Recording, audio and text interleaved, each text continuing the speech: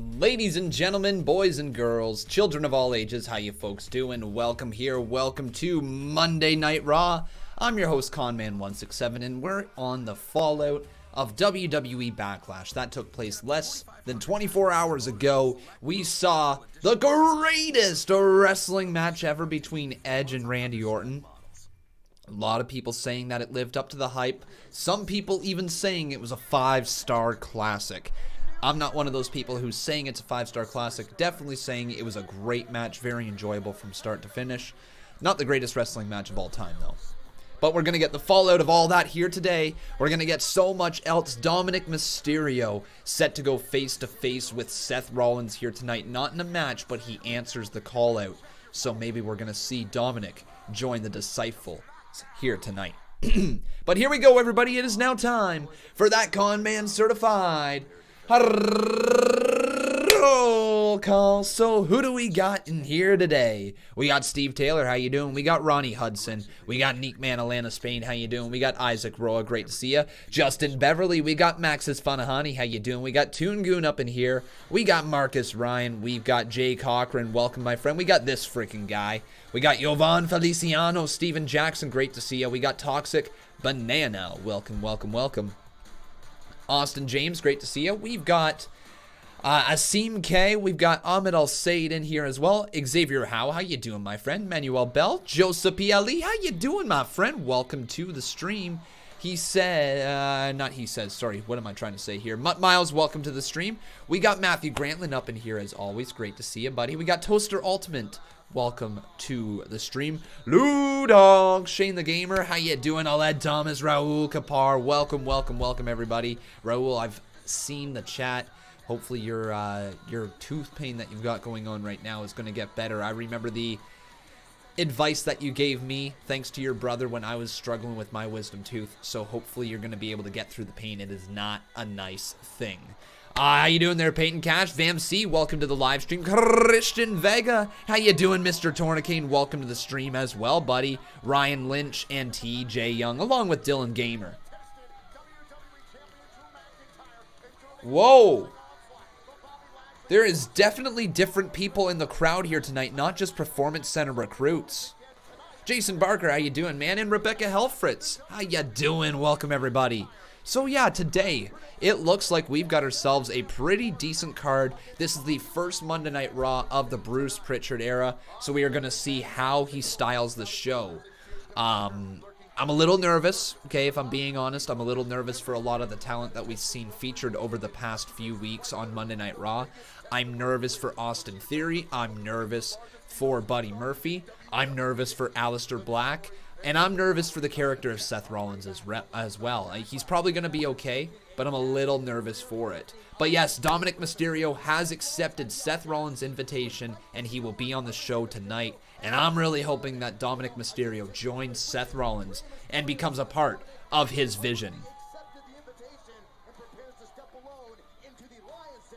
Probably Irishman. You're probably right. I mean, you know, the fact that we do have Nia Jax versus Asuka in a rematch from last night already here tonight, you know, that pretty much tells you everything you need to know about it. I'm not a big fan of having rematches the night after a pay-per-view. In my opinion, if you want to have that match, hype it up. Give it another week. Give it one more segment. You know, hype it up again. Get people reinterested in the match. And then explain why the match is happening again. Not just because it was a double count out, so we're going to have it the next night on Monday Night Raw. You know what I mean?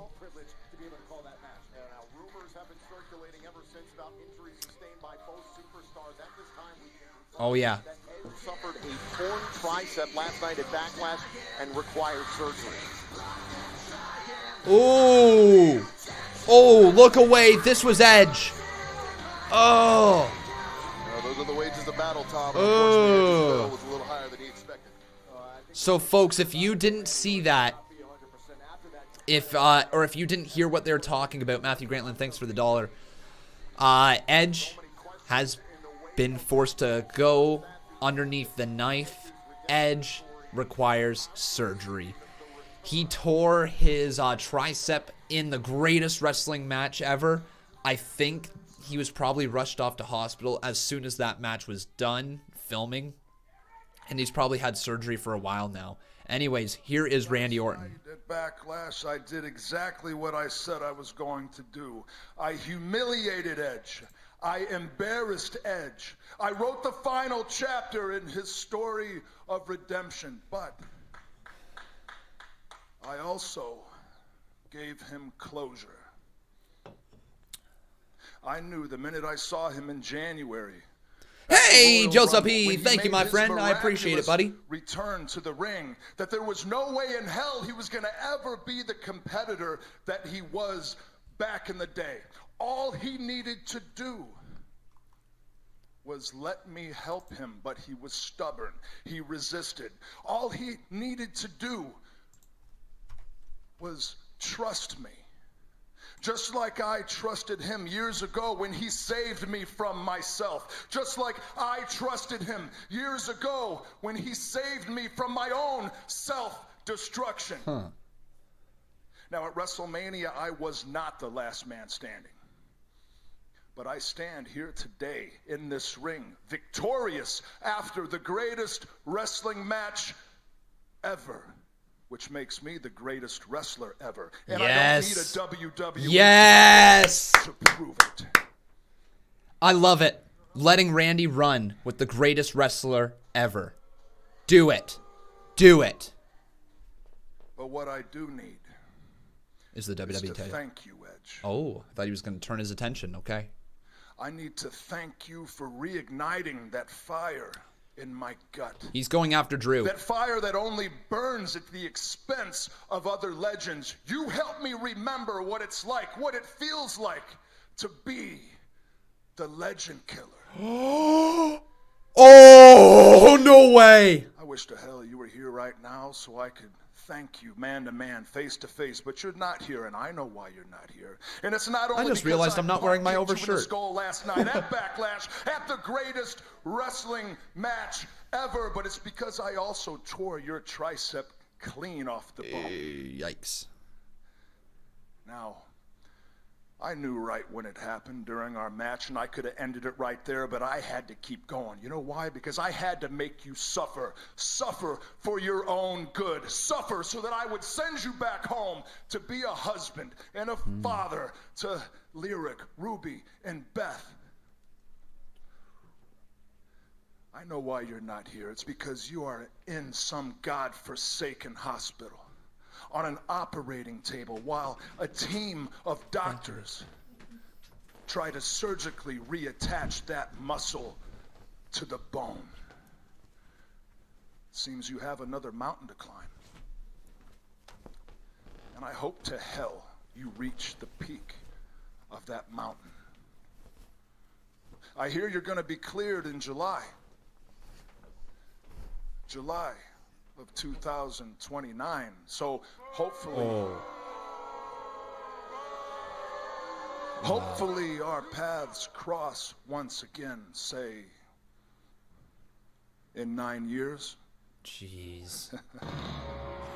Oh, yeah, man. It's Christian, baby. Okay, so I've heard the rumors.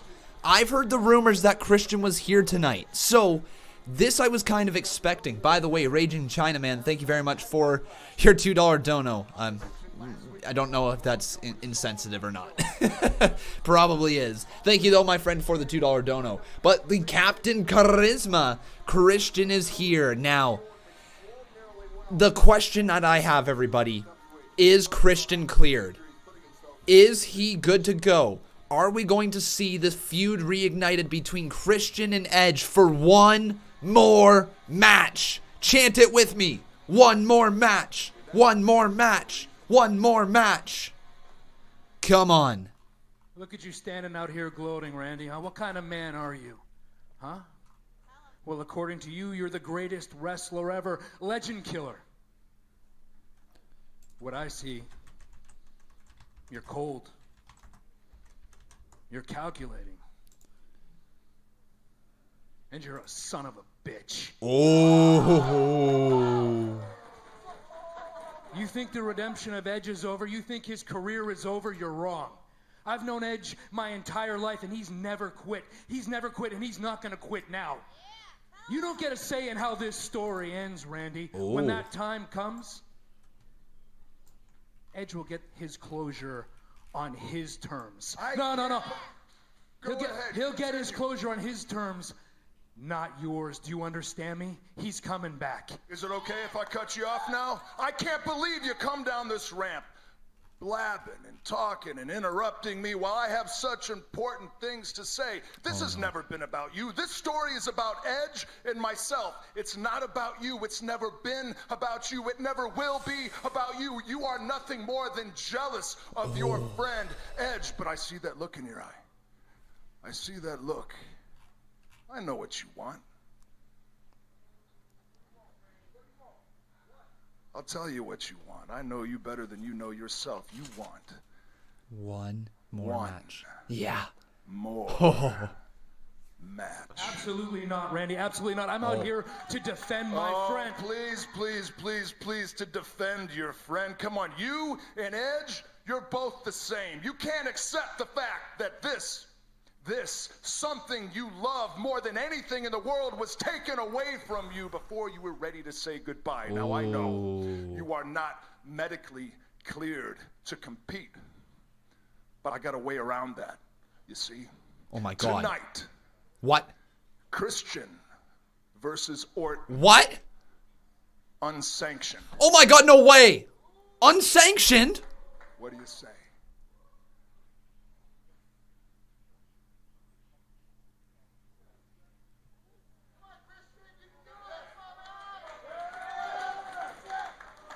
Hey, just so you know, say yes. Come on. that offer expires by the end of the night. And if you don't accept, then it just proves what we all already know. That you're nothing more than a coward. Wow. Randy Orton. Holy crap. Christian. Holy crap. Are you kidding me? Are you kidding me? Guys, are we going to see Christian wrestle tonight? Are we legitimately going to get one more match with Christian?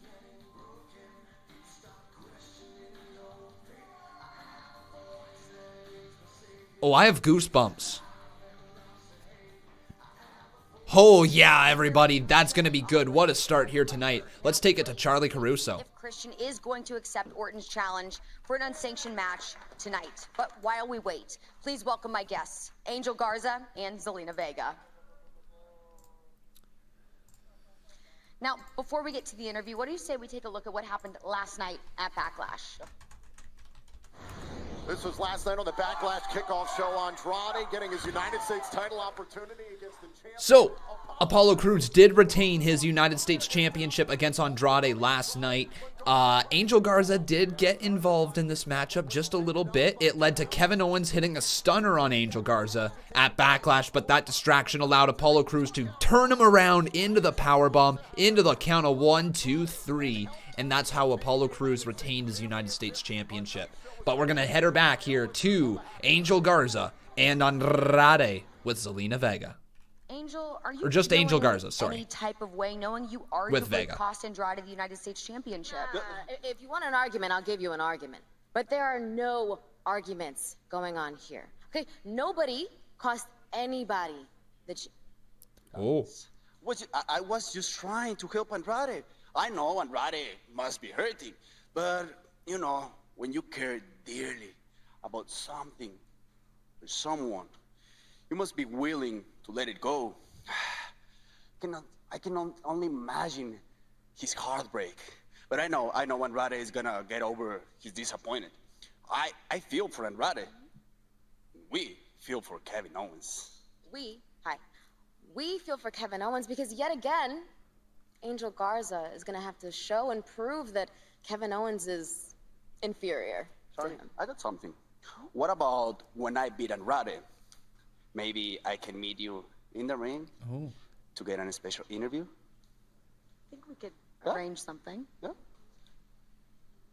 Oh, there's Andrade.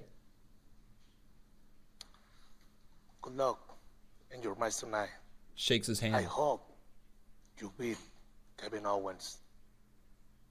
But if you don't, I hope you get over your disappointment.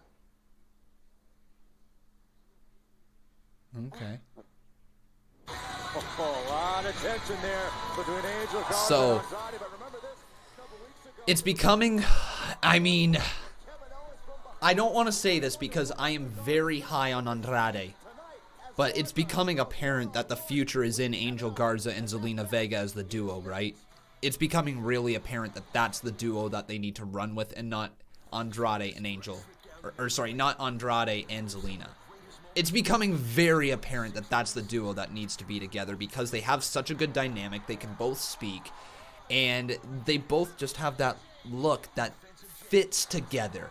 Angel Garza being this ladies' man, and Zelina Vega rolling her eyes at her business associate, who is out there hitting on all these girls, who is also an amazing in-ring performer. Honestly, I'm down to see what they can do with these guys a little bit more. Now, if the direction they wish to take this to create a bigger story out of these two, they could easily put them in the tag team division and they could put them up against the Street Profits. I know we've already seen versions of that, but we could see it again with a proper story being told. And I would like to see just some more reasons why they would be at each other's throats slid in there, you know? And at the end of the day, if Andrade wants to turn babyface in order to split away from these two and have a babyface run, I think that might be the direction he needs to go. And let's also remember this, Angel Garza is still relatively new onto the main roster. So he needs basically all of the star power with him that he can. So going up against an Andrade with a meaningful feud on the line is probably not a bad direction for them to go. That's my opinion, though. Honestly, don't know if they really want to run with Andrade as a babyface, though, because they could very well just have the same situation as Humberto Carrillo, not able to connect with the fans other than being a good in-ring talent. I hope that's not the case. I hope Andrade's history being down in NXT and winning the fans over that way would be enough to propel him forward as a babyface. I'm hoping. All right, everybody, we got some donos that we got to get around to. So first up, we've got Matthew Grantland. Thank you, my friend, for your $1 donation. I appreciate the support, everybody. And remember, if you wish to support this channel, you can always leave a like on the video. Also making sure you are subscribed. And again, if you wish to drop a super chat, you can do so down in the live chat below. Thank you, Matthew Grantland. I do appreciate that. We then got ourselves a $30 dono. Thank you, Joseph Piali. He says, new boss, 5-time Boss Battle Champion. You are my friend. So with that, we've got ourselves a new boss. Hey, hey. Ho, ho. News and Morrison. Oh, yeah. Hey, hey. Ho, ho. Yeah. You know. What? Hey, hey. Ho, ho. Hey, hey. Ho, ho. Here we go. Hash new boss number 5-time Boss Battle Champion. The fact that my phone, I don't think you guys are going to be able to see it, but right at the bottom there, that right there at the bottom, that said Miz and Morrison, hey, hey, ho, ho. Actually, it literally says just hey, hey by WWE and Miz and Morrison. But that's pretty funny. My phone picked it up just within the few seconds that it was on. Thank you there, Raging, for your $2 donation. I do appreciate that right there. And then we had ourselves a $5 dono from Jason Barker. Thank you, dude. He says, you feeling Bruce Pritchard now, Con? Am I feeling Bruce Pritchard now? I mean, the first segment was Christian and Randy Orton. It's hard to screw that one up, right? When you just tell them, go out there, set up a potential unsanctioned match later on in the night. That's a tough one. That's a tough one to screw up, especially with two legends like that coming off of the greatest wrestling match ever. You feeling Bruce Pritchard now, Con? So not gonna give him a free pass yet. I'm waiting to see how some more matches are constructed, seeing how the flow of the show goes here tonight. I want to see how he handles the Dominik Mysterio storyline with Seth Rollins. That's what I really want to see. And this match right here, Angel Garza versus Kevin Owens. Gonna be good.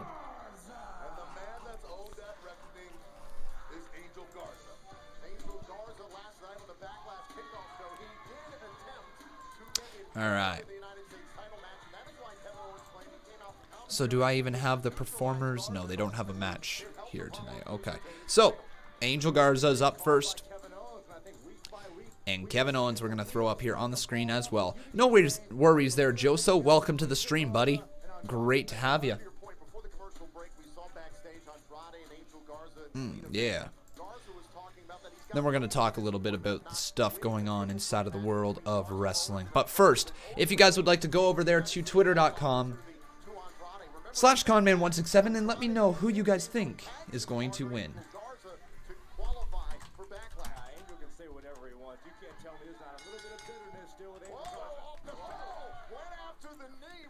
So Angel Garza tried to get right after Kevin Owens, hot out of the gate, but Kevin Owens immediately turning that right around, driving the knee into the stomach of Angel Garza and follows it up with a little chop. But oh! Andrade. What is Andrade doing here? Okay, so Andrade on his way out.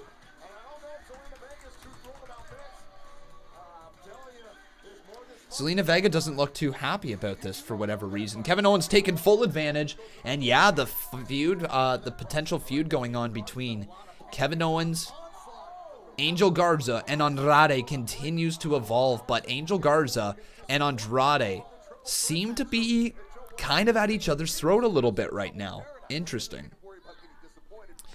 But like I said, everybody, if you want to head on over to Twitter, make sure you do so. And you can vote in the poll for who you guys think is going to win this match right now. It shows up right down below my head over here.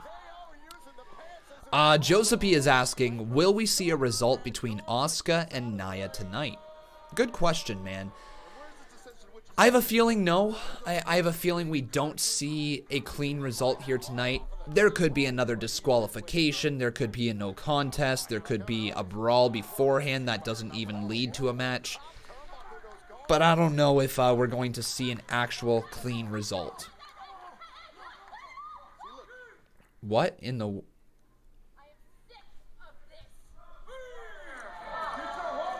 What? Tell me there's no trouble between these three. Tell me there aren't problems. Owens and Garza continues here on Raw. Oh, no way. Okay, everybody, so some developing news right there. Zelina Vega has just left Angel Garza and Andrade by themselves. She's leaving. Gone. Dunzo. Had enough with them. Damn, here's the thing. She was out there with Angel Garza to begin with. She was upset when Andrade interrupted the match. I have a feeling that she's getting tired with Andrade, not necessarily Angel Garza. I think she is really, really sick and tired of Andrade's acts. Interesting. Interesting. All right, we got some donos. Thank you, everybody, for the support always on this channel. I can't believe how amazing my fan base is here. Thank you, everybody, for allowing me to continue to live stream every single week with you guys. But let's get to this $5 one over here. We got Nightmare Inferno. Welcome, Mr. Nightmare. How you doing? He says, did you already do the character drawing? You read my mind, man. Did you already do the character drawing, or are you going to wait until CMU Backlash to do that? No, my friend, we're actually going to do it here tonight. Today is the 15th, and we usually try to do it within the first half hour to hour of the live stream. Usually we forget because Conman is a little all over the place, but I am actually ready for the draw here tonight. And in fact, we are going to get to the draw immediately following these donations. So everybody, if you are in the draw, get excited because we are picking a new name for the Conman Universe. Did you already do the character drawing, or are you gonna wait until CMU Backlash to do? Paul Carpenter, how you doing? He says, I really hope it's some type of tease breakup. It might be there, Paul Carpenter. They could just be teasing the breakup of Angel Garza and Andrade. They could be. Brian Polkamp, thank you, dude, as well for the $1 dono. But then we've got ourselves a 20 bomb from Justin Beverly. How you doing, Mr. Beverly? He says, another live stream with Conman and CMU Backlash on Wednesday. Was a stipulation ever determined for my match with Johnny Souza? Whatever it is, I will defeat him again, and it will be absolutely, positively, ridiculously glorious. But I'll actually let Barbara read that out loud. Another live stream with Conman and CMU Backlash on Wednesday. Was a stipulation ever determined for my match with Johnny Souza? Whatever it is, I will defeat him again, and it will be absolutely, positively. But thank you so much, dude. No, we do not have a stipulation picked for your match yet, at least not publicly. It will absolutely be picked coming up for this Wednesday. All right, my friend, it's going to be really good. I'm looking forward to it, and I hope you are as well. Let's get the donation thing up here on the screen, or not the donation thing. Let's get the draw here. Boom. Random name draw. Here we go, everybody. So, it is now time for the Conman Universe draw. If you guys have been following the channel for a while, you know that around the 15th of every single month, we do a draw with our members right here. If you are a part of the $5 membership club, which is our main eventer club, you get access to the draw. And if your name is picked, you get a character inside our WWE 2K Conman Universe. Here we go, everybody. It is now time for the draw. Who do we got? Who's in it? It's gonna be Jovan Feliciano. Whoop, whoop. There you go, Jovan. So welcome to the Conman Universe. Jovan, Jovan, whatever your name is, thank you, my friend, for the support. Jovan is officially in. There are some people that I do feel really bad, though. They've been members for a long time, and some people who've just been members for like a month keep getting the win. So to everybody who has been a member for like 8-9 months waiting for a character, I appreciate all the support and the constant support. Kevin Owens off the stunner. Count of 1, count of 2. No way! Garza defeated by Owens. And it's over just like that. Damn.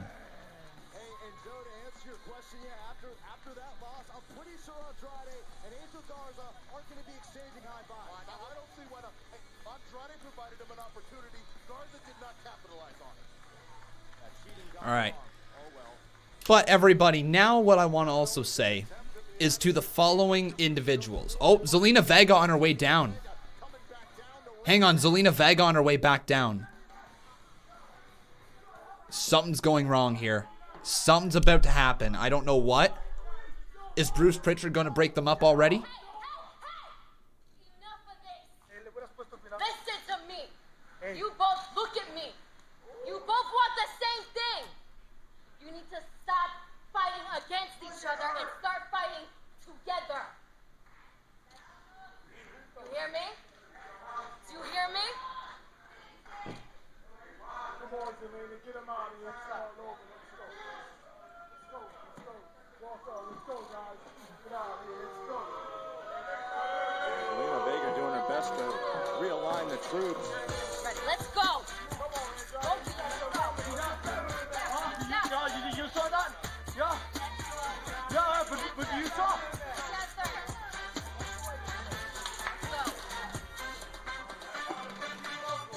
There are, no matter what you say, it's right here before. There are some serious. All right. I'm captivated. I like seeing Zelina Vega be this authoritative manager here, getting her men under control. That's, you know what, guys? I'm really enjoying Zelina Vega as a manager.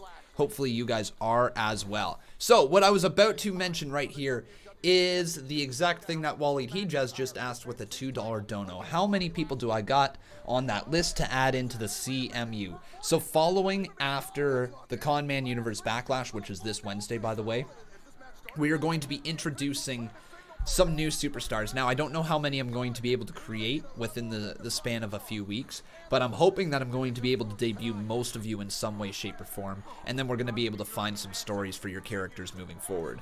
But we've got Austin James, Nathan Barker, The Thunderstorm, 100 Amity, Waleed Hijaz, Sonic the Hedgehog, Kelvin Jackson, Steven Jackson, Jason Barker, Joso, and Jovan Feliciano. So everybody, if you are looking to get a character inside of the CMU, we are getting pretty close to reaching our character limit, and that is a long wait list right now. So I do apologize if you do happen to get put onto that list. If you do become a part of Legends Row, it is going to take a little bit of time to get you inside of the series. But I would love to do an 8-man battle royal and debut 8 of you in some way, shape, or form, and then find some way to debut you throughout the rest of the card.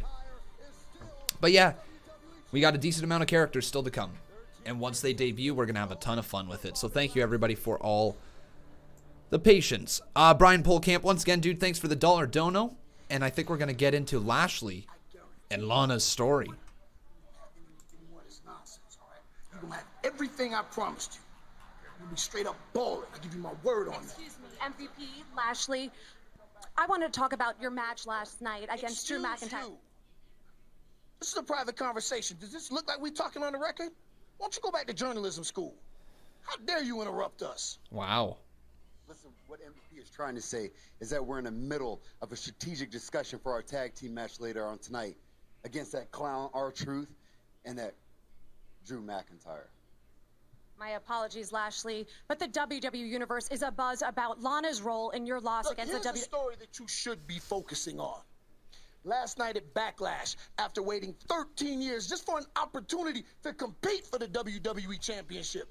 Due to circumstances beyond Lashley's control, he was cheated out of that opportunity. And rather than the champagne celebration that we were supposed to have, things didn't work out that way. But don't worry, because we are going to address that right now. Excuse me. Okay. Man, MVP has been great for Bobby Lashley. He has been really, really good, and I don't know if Bobby Lashley gets to the WWE title without MVP, to be quite honest. I don't know if he gets that shot. I don't know if he's in the conversation. I don't know if people care about the story between him and Lana right now. I don't think people care if MVP isn't a part of this story, so he has been great. A great addition for Bobby Lashley, and I hope that they keep them paired together moving forward, because they can run as a tag team sometimes, and they can also run as a manager and beast kind of combo. Aled Thomas says they have had chemistry since TNA. Well, there you go, man. Yeah, they've got history together as well, right? Yeah.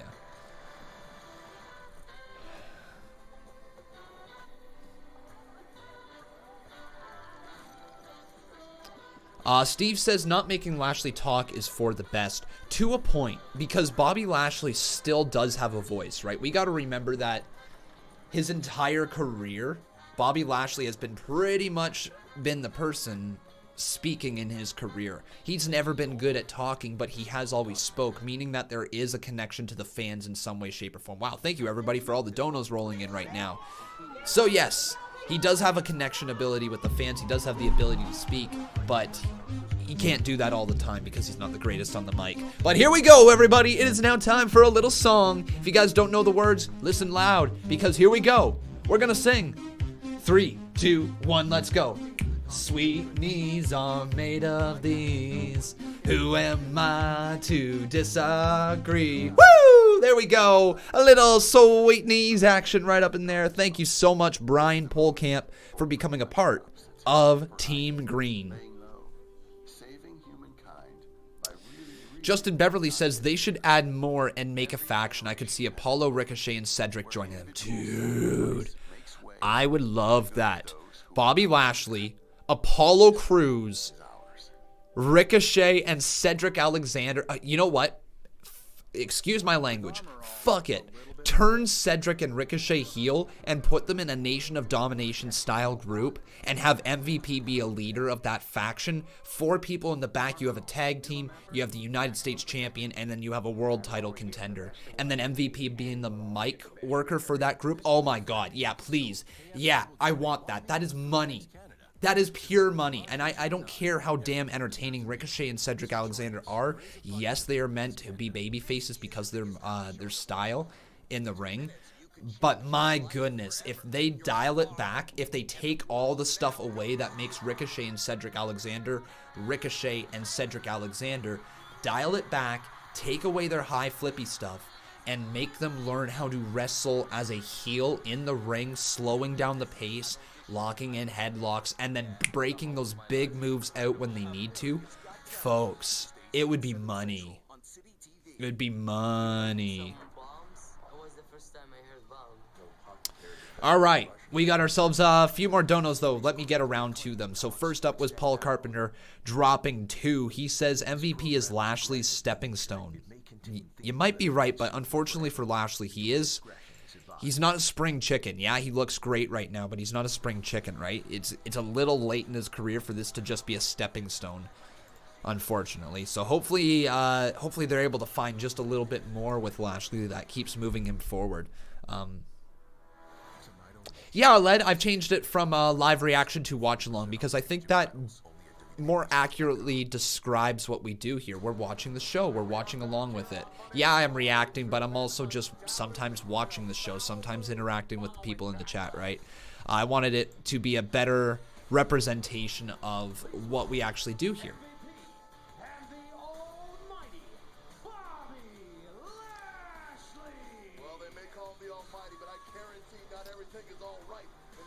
All right, more donos. That's what I love to see. Thank you, everybody, so much for the support as Bobby Lashley and MVP make their way down to the ring. We had ourselves a $1 dono from Lisa Manoban from Blackpink. Thank you for the support there, Lisa. I do appreciate it. Jason Barker with another $5 dono. By the way, forgot to mention, we've got ourselves a new boss. His name is Justin Beverly. So thank you, my friend. And yeah, Jason Barker, we're going to roll your $5 dono here right now.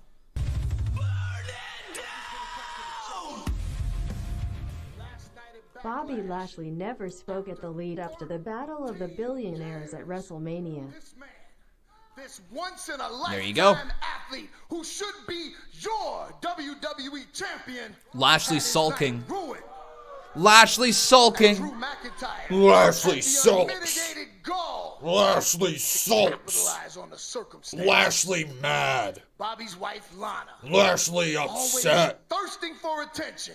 And how does she quench that thirst? By coming down to the ring so that she could catch her precious Bobby's eye. It is Lana's fault, exclusively Lana's fault, that the WWE Championship isn't around Bobby's waist right now. And Drew McIntyre, if he had any integrity at all, he would have given Lashley a rematch on the spot. But he hasn't. Instead, he's chosen to hide behind another man's wife, a woman who was explicitly told not to bring her behind to the ring. Wow. Lana not listening. And Bobby's mad.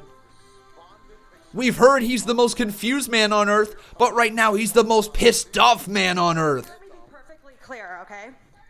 It was your stupid idea that banished me from ringside. I want you to let that just sit in, okay? My Bobby knows I would never do anything to hurt him. And to be honest, Bobby gonna snap. I do everything for my Bobby. Everything I do. I even put my career, his career, over my career. And I colored my hair brown for him. I even got a divorce for him.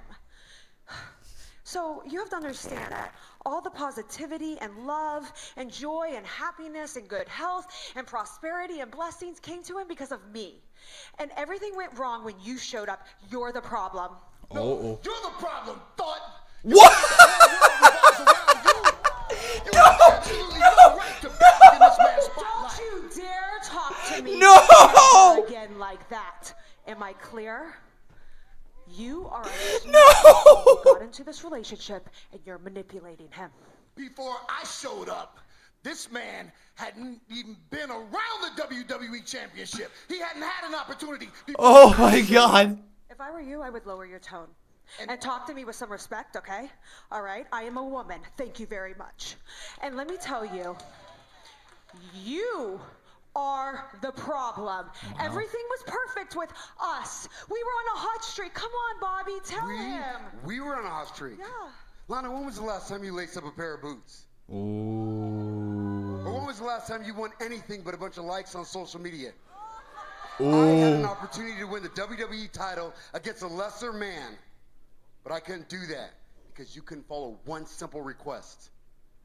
Backlash was my night, but you made it all about you, and you ruined everything. Listen, I am sick and tired of you putting our personal life all over social media. Oh. You've been wanting us to low is to broadcast our sex life just because you wanted to become famous. Bobby, you're a lot more delusional than I thought. If you actually think I used you to become famous, let me make this very clear. If I wanted to use my sex life, I would have slept with someone way more famous than you. Actually, now that I think about it, I probably should have slept with Drew. Listen, I want a divorce. Oh!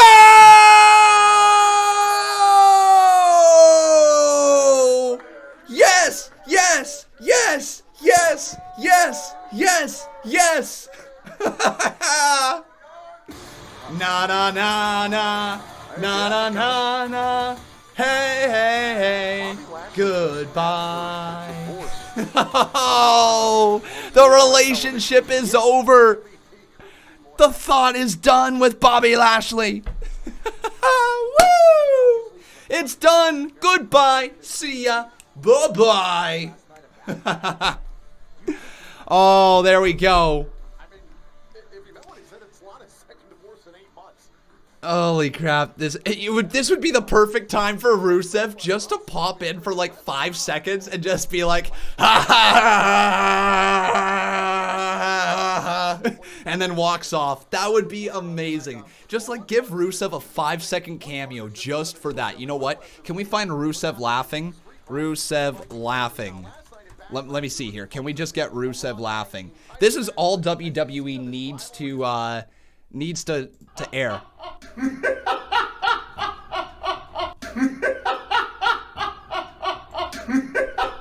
Just needs that. Oh, let's do it again.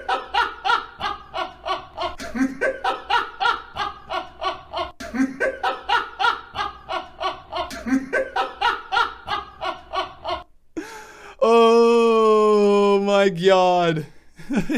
Yes, WWE should have just aired that. I wish they would have aired that. That's so great. Oh, they got divorced. Thank you, Bruce. Thank you, Bruce. Thank you, Bruce. Thank you, Bruce. Look at Bruce Pritchard coming in and breaking up people the moment he can. Oh, good old Bruce. Holy crap. Okay. Woo! I'm happy. All right, let's get to some donos right here. Thank you, everybody, for all the support. We've got, first up here, let me make sure that we don't have a new boss. We did. Yes, there we go. So we had ourselves a new boss, and his name is Jason Barker. So thank you, Jason. You have become a 9-time boss battle champion. So Jason Barker's in the lead. Oh, boy. Paul Carpenter followed it up with a nice little $5 dono. Thank you, my friend. He says, MVP Lashley and all of them, MVP Lashley and all them, their names will be called The Movement. That's not bad. Thanks, my friend. MVP Lashley and all them, their name will be called The Movement. Gentlemen, it seems that your rivalry has reached a stalemate. Do you have an end plan to break this tie? Well, unfortunately, last night we couldn't come up with an answer because we had to join forces to face a common enemy. Ninjas. Yes. Ninjas. Ninjas. Because whenever the WWE Universe is threatened, we assemble. Viking Profits. Oh my God. Viking Profits. There you go. This got me thinking big picture. You know what I'm saying? Right. Viking Profits Cinematic Universe. Yes. You know, action figures, T-shirts, right. Our animated series. Yeah. I'm down for that. It's the ninjas.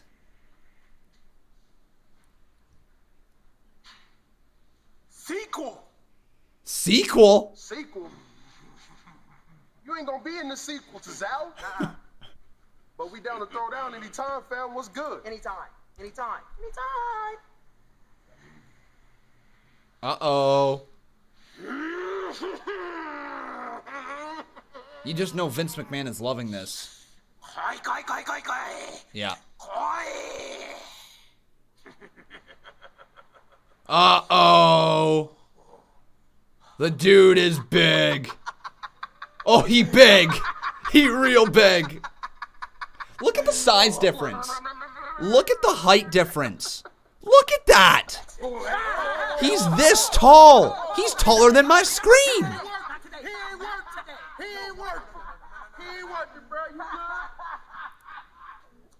He's literally double the size of Tozawa. What are we gonna do, fam? I think we all know. Because I got an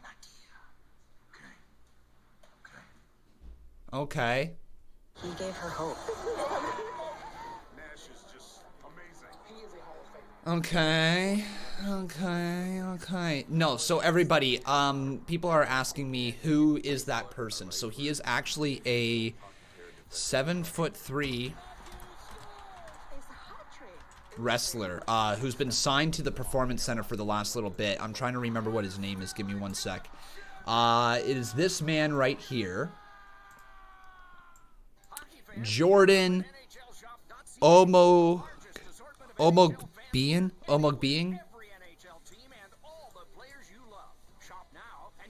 Jordan Omogbean. Something like that. That's the dude. Right there. That's the man. If you guys want to see another photo of him in ring so you can actually get an idea just how tall this guy is. This is him as well, right here. Look at him standing over top of the referee, actually way up there. He's a big dude. There's no question about that. He is very, very tall. Is he the tallest superstar in WWE history? I don't believe so. I think Andre the Giant stood at 7'4" correct? And I think this guy stands at 7'3", so I don't think he is quite the tallest wrestler of all time. Giant Gonzalez, hang on, Giant Gonzalez was 7'7". No, Giant Gonzalez was taller, was he not? Yeah, so here we go. I've got a photo right here to kind of show you guys some nice little height stuff right here. So Giant Gonzalez stood at 7'7" there.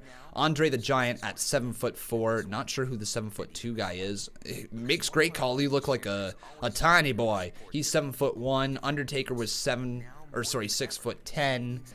Braun Strowman 6'8". The Rock 6'5". Roman 6'3". Then you got Kalisto right there, 5'6". Rey Mysterio 5'2". Hornswoggle 4'5". El Torito at 4'4", and I'm not sure who the other person was at the far side. But yeah, there you go. So that's kind of neat, isn't it? That's pretty neat. Let's get to some more donos. Thank you, everybody, for all the support, as always. I really do appreciate it. Here we go. So, we've got ourselves a Led Thomas. Thank you, my friend.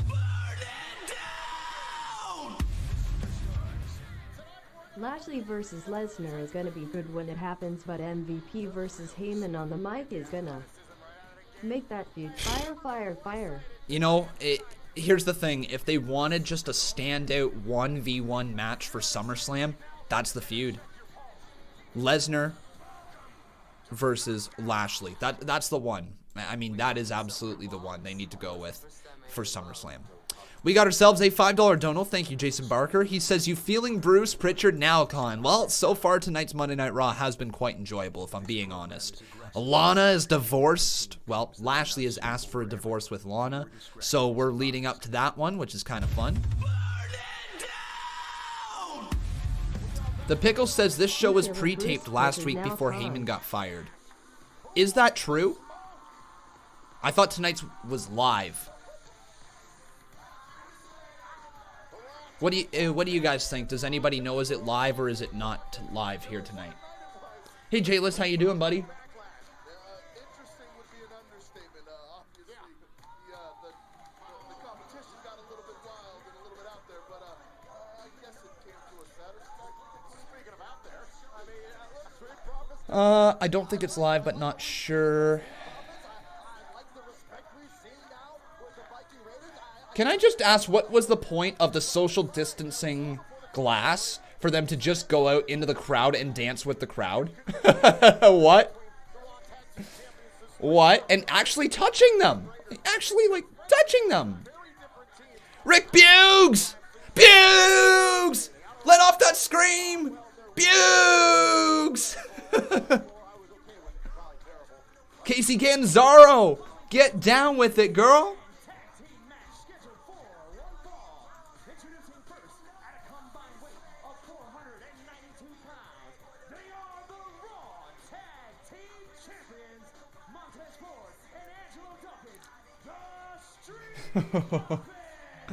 Holy moly. All right. Well, thank you very much there, Jason Barker. I do appreciate that $5. And then we've got ourselves an $8 dono from Marcus Ryan, testing out that new dono gif. Yeah, man. That's what I'm talking about. He says fall and pray. More like fall and shut up. Thank you so much, my friend, for the support. That $8 donation right there. Let's roll it. The end is here. Yeah, here. Fall and pray. Fall and pray. Say it, everybody. You know the words, because we're going to chant it right now. Here we go. Fall and pray. Fall and pray. Fall and pray. Fall and pray. Love it. Fall and pray. Oh, good old Barbara. Just being like, fall and pray. Also, everybody chant war with me. War, war, war, war, war, war.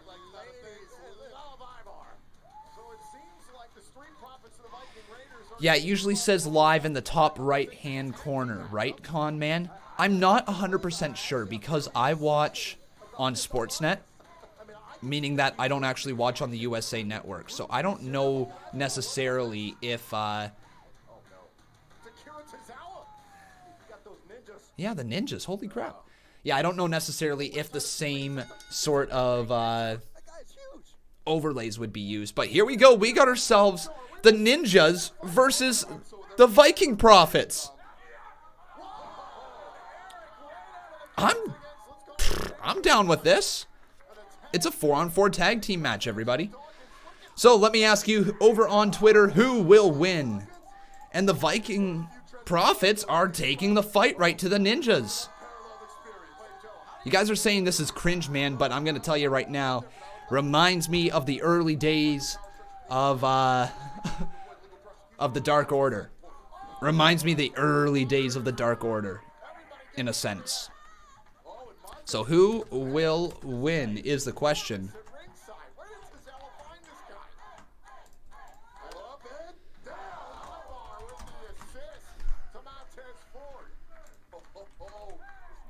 Or... yeah, Akira Tozawa's leading the ninjas, but the ninjas are getting beat up right now. Oh!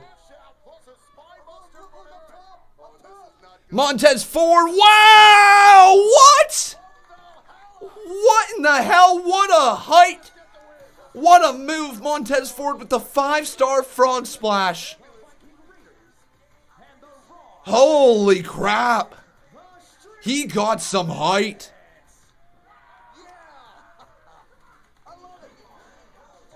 Uh-oh. Here's the big dude. Here's the big dude. He's stepping in the ring. Look at the size of this man.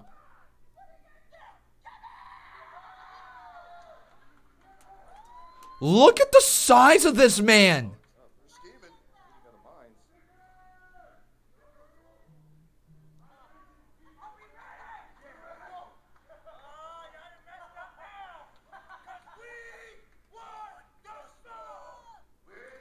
What? No! It's a big show! Oh, the Big Show is here! Is Big Show gonna turn heel on the Viking Profits and align himself with the Ninjas?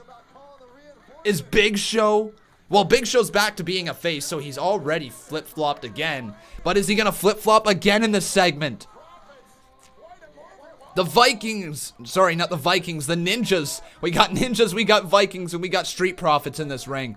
But look at the size of Big Show in this ring here. Headbutt to a Ninja. Another Ninja going for a ride. Big choke slam delivered to a Ninja. Weapon of mass destruction, WMD, right to the face of that man. And the big Ninja's on the outside of the ring. And Tozawa backs him up. Basically like, hey, no, back, get back. I'm intrigued. Is that meaning we are going to get this big Ninja dude versus Big Show?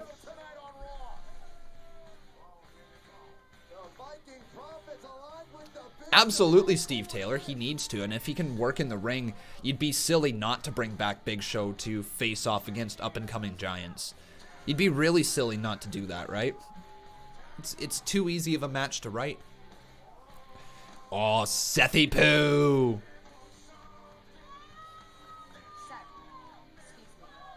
I disagree with you, Sleeping Angels, but that's okay. We're allowed to have different opinions. It's good to see you, Charlie. Dominic's going to be here tonight. But it is my understanding that thus far no one has seen Dominic. But he's here.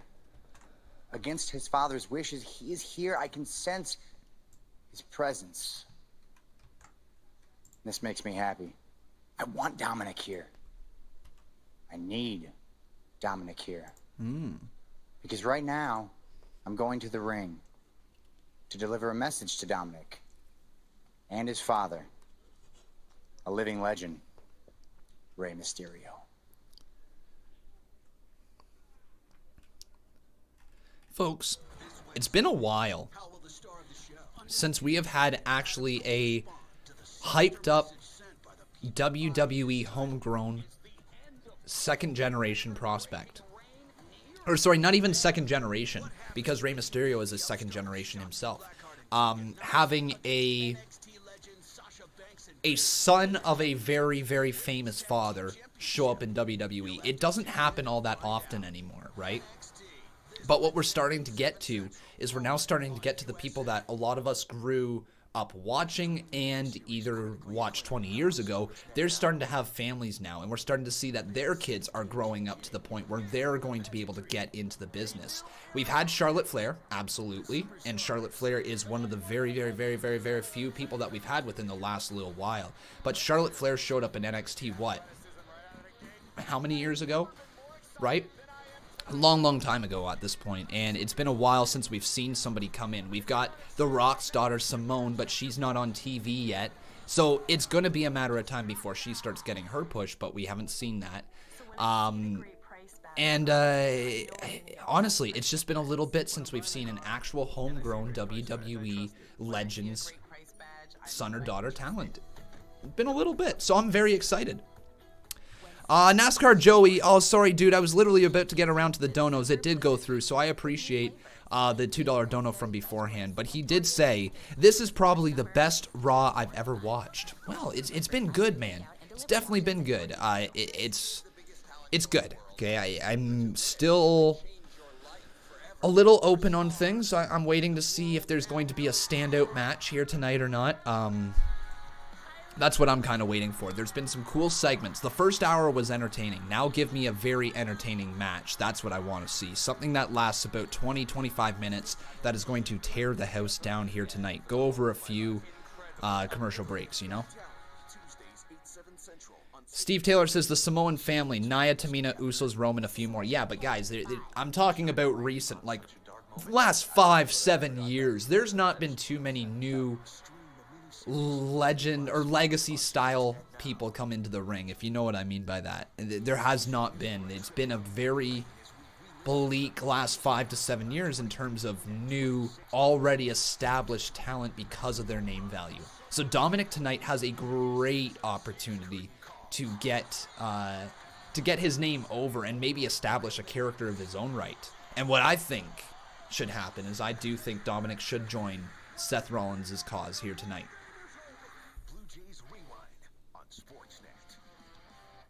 Gavin Taylor, how you doing? He says, do you think Christian will accept the challenge? I want to say yes. I feel like WWE wouldn't tease us the match and then not give it to us at all. Like, that seems really mean. But again, this is WWE, and they could be doing it to set up a bigger segment at the end here tonight. I don't know what it could be, but the Monday Night Messiah, Seth Rollins, Intercontinental Champion AJ Styles. I don't know. I don't think the match happens tonight. I don't. But I'd love to see it. Also, I'd love to see Dominik Dijakovic debut pretty soon here. But thank you everybody for tuning into the show. If you have not done so, please make sure you leave a like on this video. Also making sure you are subscribed.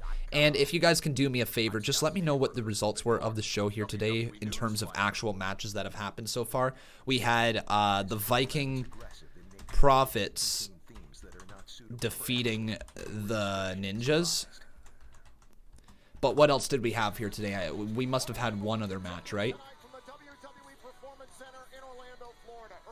The Viking Profits defeating the Ninjas, and we had that one. Owens beating Garza. That's right. Kevin Owens beating Garza. Thank you, guys. Defeated Angel Garza. All right. Should be able to look at the results tab below my face right here. Boom. Shifty Sway is asking me, may we see Lee versus Cross for the #1 contendership for Cole's NXT title? We could. I don't think Keith Lee is going to be around the NXT championship simply because he is the North American champion. I could see Cross versus Gargano being a thing for the #1 contendership for the title, and Cross just destroying Johnny Gargano, right? Because you've already destroyed Tommaso Ciampa. If they go in and destroy Johnny Gargano, that puts him over even more, right? And that's Cross defeating two of the greatest rivals, or two of the greatest rivalries from Adam Cole's NXT championship reign. So that's what I would do. I would make that the #1 contenders match, and just have Cross destroy Gargano. Here's Christian. I know all the risks involved here. You don't think I've thought about these things myself? Listen, yeah, I don't know what I'm gonna do. I'm just not sure I can let Randy get away with this one. Yeah, no, I gotta go. Bye.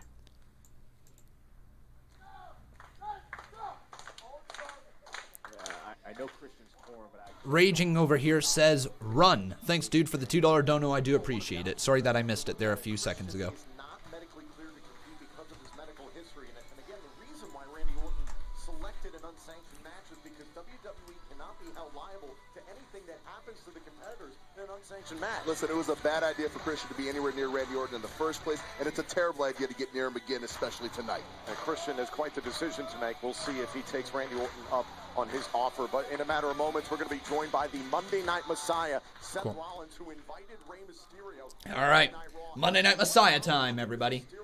Few moments, we're going to get into that one. They are going to be talking about Rey Mysterio getting sacrificed by Seth Rollins. I can't believe that's already a month ago.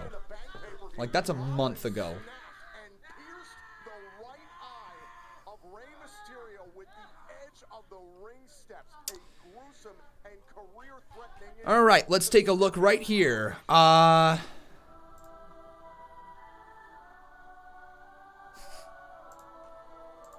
Led Thomas says, the post-Backlash edition of Raw will be the first episode to be taped without Heyman in the creative role after he was demoted last week.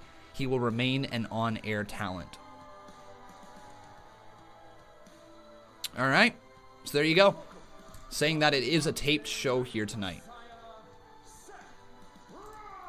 Steve Taylor also sent it saying Monday, June 15, one episode of Raw taped for that evening and another episode of SmackDown taped for June 19th. One episode of Raw taped for that evening and another. So this one was taped. It's not live, but it was taped earlier today. So that makes a lot of sense why the storylines still do feel very fresh after last night. Mr. Love, thank you very much for subscribing. Rick Bugs getting a ton of camera time. You know what? It's only a matter of time before Rick Bugs gets his chance on the main roster.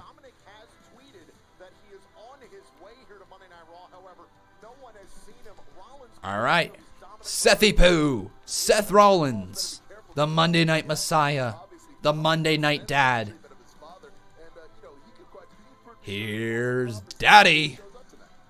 Again, the audacity of the Monday Night Messiah, Seth Rollins.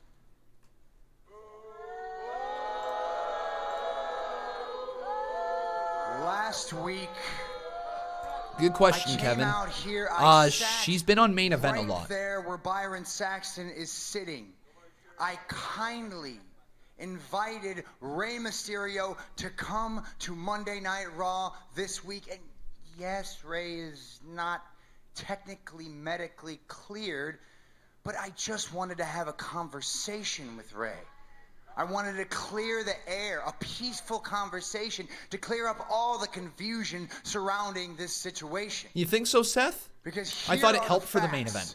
Rey Mysterio is a hero.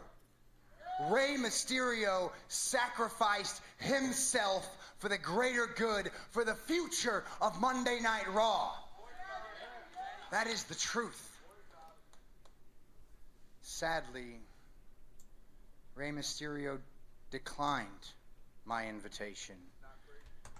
He took the coward's way out. He didn't want to show up here. It was obvious, but they also admitted that they were going to be piping stuff in right at the beginning of the match, saying they were editing it and adding in special effects. So to me, it didn't really take away from it. Here to Raw tonight on behalf of the Mysterio family. And so, Rey. Here, oh, it's Rey. It's good to see you. Hear me out. I'm sorry you couldn't be here in person, Rey, but it's great to see you. Are you doing okay? Don't worry about myself right now, all right? What I do want to tell you is I didn't know that Dominik was on his way to Raw until it was too late. Okay. Now, I couldn't stop him, Seth, but I do know what you're capable of. And I'm telling you, this is your one warning. Wait, what am I capable of? Why are you giving me a warning?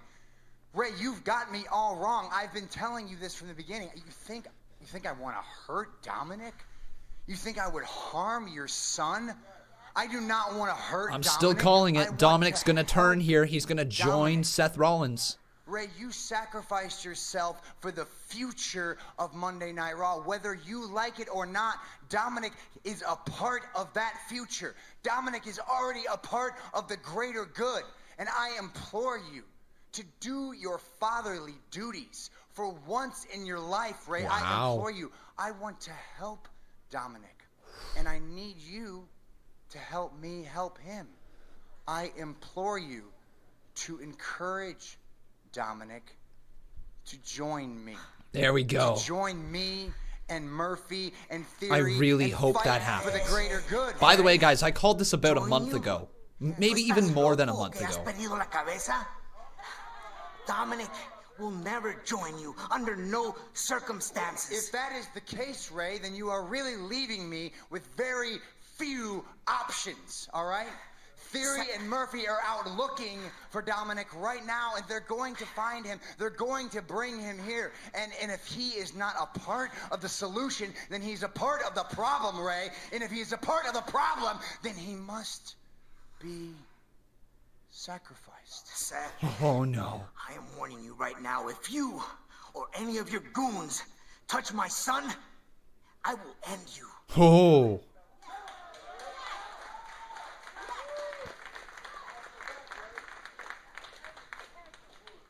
Did you hear me? Oh, I heard you. I heard you loud and clear, Ray. An eye for an eye, right? Oh. An eye for an eye, right? That's what Dominik said. Fortunately for Dominik, you don't make the decisions for him. Dominik is an adult. He gets to make his own choices. And as far as I can see, he's only got 2 roads to take. He can either stand by me, by my side, join my cause, fight for the greater good, stand on the right side of history. You stay away from my son, Seth. Or he can make the choice that you made, Ray. Oh, no. He can become a sacrifice as well. Either way, Ray, I want to thank you. Dominik's here. Dominik's behind Seth Rollins. Dominik attacking Seth. Whoa! Oh my, okay. Dominic Mysterio attacking Seth Rollins. Doesn't look like he's joining his cause and sending Seth Rollins right into the steel steps. Look at this, Murphy. Murphy right back out there looking for Dominik Mysterio.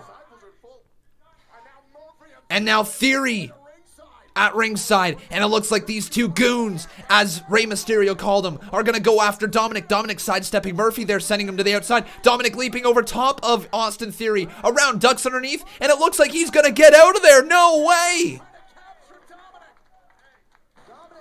No way! And Dominik Mysterio hightails out of there.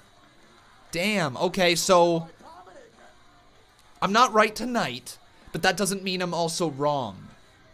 We'll see. I still have a very big inclination that Dominik Mysterio is going to join Seth Rollins. But let me just say this also. That was a babyface response that we haven't seen in a while. People care about Dominik.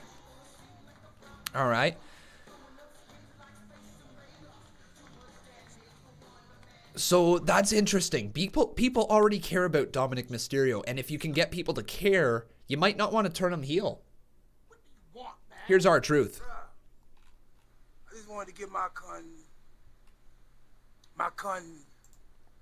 what's the word? I might be wrong tonight, Xavier Howe, but that doesn't mean I'm wrong in my overall guess. I thought it was going to happen tonight, and I'm definitely wrong that it didn't happen tonight. My condolences. Your condolences? Oh, hell no, that's not it.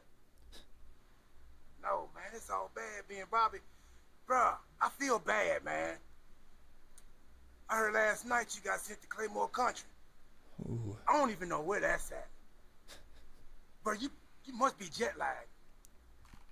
I would be. And now you're getting a divorce? Woo! That's a raw deal. Pun intended, get that raw, we on raw deal. Oh, you're trying to make jokes at my expense, huh? Little jokey joke. Yeah, a little jokey joke. See anybody laughing? You gonna back that up too? Oh, you damn skip, I can back it up. I'm teaming with the WWE Champion tonight, dawg. That's later. And I don't see Drew McIntyre anywhere. All right. You can run, but you can't hide. Hey! I am super duper excited to see Ray! you. This Friday, folks! After weeks of silence, the Firefly Funhouse makes an ominous return. Vamseeg over here saying Khan boasting on how right he was, then he was wrong. Once again, it was my prediction saying that I'm pretty sure that this is going to happen. I think it's going to happen, and I called it about a month ago, and that was my prediction. Just because it didn't happen here tonight does not mean it's not going to happen. I had an inclination that it was going to happen here tonight because of the way the segment was set up. It didn't happen, and I'm okay admitting that that didn't happen. I mean, we're just watching a TV show here, for goodness sakes. But yeah, just because it didn't happen tonight does not mean it might not happen. I mean, Sanguis, that's not really accurate, but it's also not incorrect either. I am incorrect about... I wouldn't even say 50%. I went 8 for 8 last night on the pay-per-view. 8 for 8 predictions correct. I don't know. That's interesting just to say. You're right, Jayless. I should probably focus less on assholes, right? Oh, all good though. Nah, you guys are fun. Hopefully you're having a great time here tonight. If you guys have not done so, though, please make sure you leave a like on this video. Also, making sure you are subscribed to the channel. Be great to see some more names pop up over there. And also, everybody, if you're really enjoying the show, you can always drop a little donation. Doesn't matter how much or how little. He absolutely is Irishman, and it's very easy to do so because Conman reacts to people. I mean, I am a reaction channel with my reactions bubbling at the seams right here, willing to go off the hinges at any point, and unfortunately that can happen to some people here in the live chat.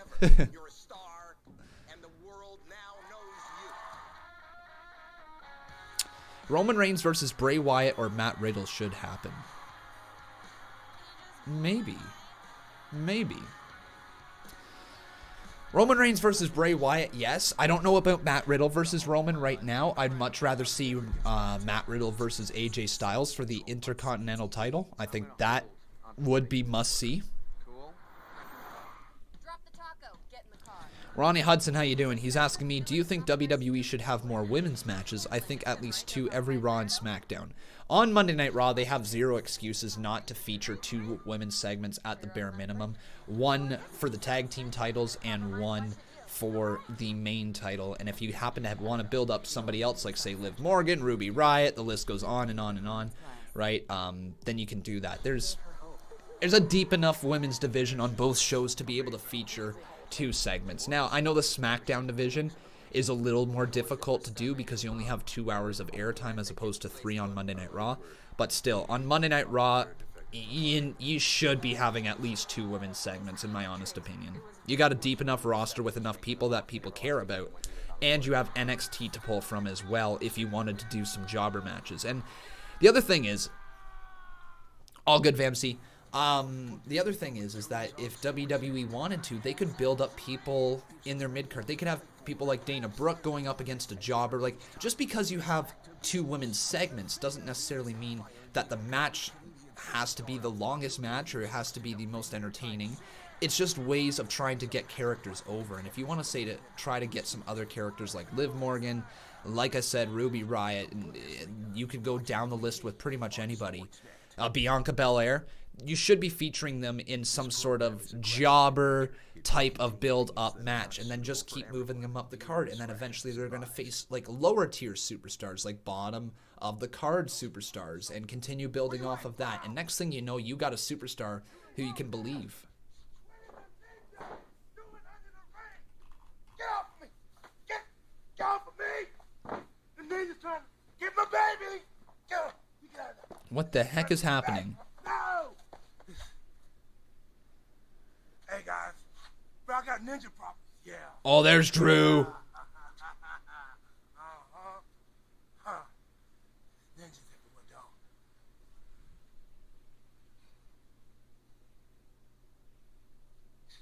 Don't get it twisted. You may have left Backlash last night with the WWE Championship, but I don't see a champion. I see a pretender. While Lashley is still the contender. Agree with that, but what was it you said? Truth here is a clown? Clown, yeah. You should worry less about protecting this clown and worry more about Lashley. Mirror lately. What? Actually. In the mirror, dog, you're a clown. You. Yeah. There's a reason I turned down this guy to represent me. He's all talk. And it's false promise after false promise after promise. Yeah, false promise. No. 13 years. 13 years, and I helped him realize his full potential and get a WWE Championship opportunity. And if you had any integrity, you put that championship up on the line Tonight? You too, clown. What? Put that 24/7 title on the line and make our tag team match a championship winner-takes-all match. What? So let me get this straight. In this tag team match tonight, you want R-Truth and Drew McIntyre to put the WWE Championship and the 24/7 title on the line. I didn't stutter. Yahtzee! Bingo! Sign us up! Truth. We gonna do it! Truth. Yeah, dog. Oh, you having second thoughts? Oh, the chosen one doesn't back away from a fight, right? No. You know who we talking to? Nothing second thoughts. Winner take all.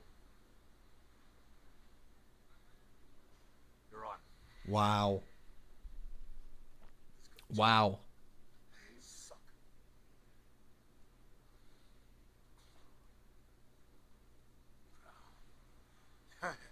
Bro, you something else. Something else, dog. Amazing. What is wrong with you? Bro, look about it. Think about this. By the end of the night, I could be the new Becky Two Bells. Winner take all means truth. Oh my God. So wait a minute. Drew All right. McIntyre now, it doesn't Liv Morgan, baby. to lose his WWE Championship and our Here's a little Liv action. Watch her, because she's here. precarious circumstances to find champions, gentlemen. Ooh, Liv and Natalya? Okay. So, let's break that down real quick here, folks. We've got ourselves a winner-take-all title match in the main event. Meaning we are going to get R-Truth's 24/7 championship and Drew McIntyre's WWE championship put on the line against Bobby Lashley and MVP. I really hope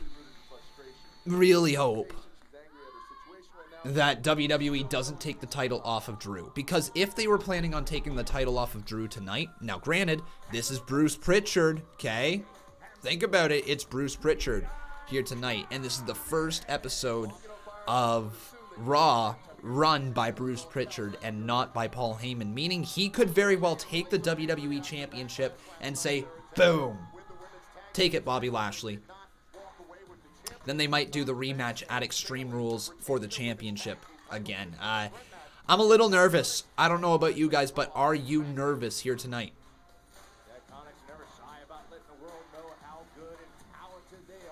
Hey, Caleb Noel, how you doing, my friend? But we got the Iconics versus Liv Morgan and Natalya. Hey, Johnny Souza, how you doing, my friend? Welcome to the stream, buddy. Oh, okay. Natalya tagging herself in, and Liv Morgan didn't like that very much. All right.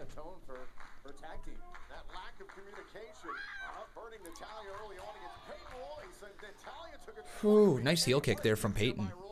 I have a feeling that this match might not last too long, and by the time I actually get them all up on the screen, the match is probably going to be over, but let me do it. So Peyton Royce right here, into the cover, count of 2, kick out by Natalya. And Billie Kay is not happy about that one. Thank you everybody for tuning in, by the way. If you have yet to do so, please make sure you smack that like button. Also making sure you are subscribed to the channel with those notifications turned on.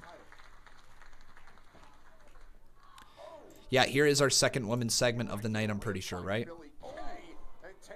What else did we have? We had Oh, and the posing, gentlemen. You gotta be stylish out there.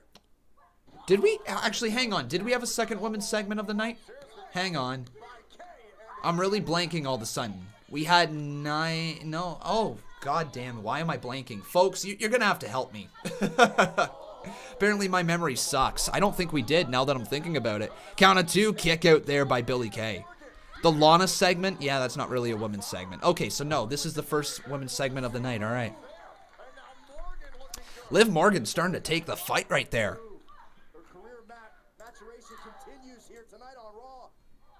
But I want to ask you guys over on twitter.com/Conman167, who do you guys think is going to win?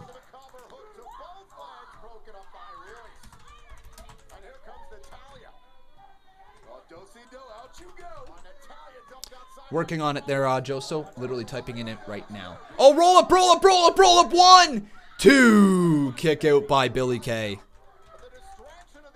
official by Peyton Royce, saving the matchup for the iconic tag made. I don't know if Morgan's aware of this tag. Liv Morgan is about to be taken out here by the Iconics. Driving Liv. Why Liv? To it's over. Well, no Twitter poll for you guys. Yikes.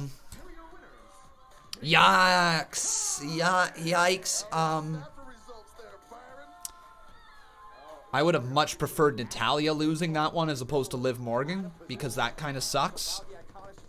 Liv Morgan, man, she's not getting any love by WWE. For the amount of reactions that Liv Morgan draws every time she steps foot on the screen, you would think WWE would be willing to push her a little bit more. I don't know what the purpose of jobbing Liv out all the time is. I really don't know. Natalya losing in that spot would have worked just as well. Would have worked just as well. Hey, Sasha! Bailey! You see that? We know you're here, and we hope that you are watching, because that's what happens when we fight one tag team. Yeah, there you go. You've been bragging about being able to go to all the brands with your WWE Women's Tag Team Championships. So get out here and face us, because we challenge you to a Women's Tag Team Championship match here on Raw. Wow. All right. Challenge has been laid I like it. I like it. We gonna get it? What kind of response will we get from the Women's Tag Team Champions? Okay, apparently you're too cowardly to accept our challenge for the WWE Women's Tag Team Championship match tonight. But not to worry, because we actually know somebody who knows somebody who knows somebody. Oh, who knows somebody who knows somebody else who can make the match for next week. And after we beat you again, it will be iconic. Yes! So is this match actually going to happen next week? Oh, folks. That was great. Okay, I think that might be the first time in their promo they have ever used the term iconic in like an aggressive way as opposed to a silly way. Love that. That's good. Here's Christian backstage with Big Show. Okay. Nothing. Good to see that thinking face still works. Yeah, well, it's been a minute since I've had something like this on my mind, you know? I know. You know, it's no coincidence that Randy's asking for an unsanctioned match. I mean, you know how perilous these matches can be. He's not doing it because it's the only way you can be cleared to compete. You know that. He's doing this because he can do anything he wants to you. So, like, so you're saying I should turn him No, down? no, Jay, that's not what I'm saying at all. I am the last one to tell you what to do, okay? I'm just making you aware of the facts. The facts are, it's been a minute since you've been in the ring. And I've known Randy for a long time. I can't remember the last time I seen Randy this sadistic. You know? The way I see it, you got one or two ways to do this. You know? You either understand that this is a situation where you should step back, or you go into the ring, you look him in the eye, and you tell him you're not the punk, you're not the one. And you shut his mouth. Because I'm telling you, if he said that to me, I'd erase that snarky smile right off his face with that. Thanks, man. I know what I gotta do. All right. All right, man.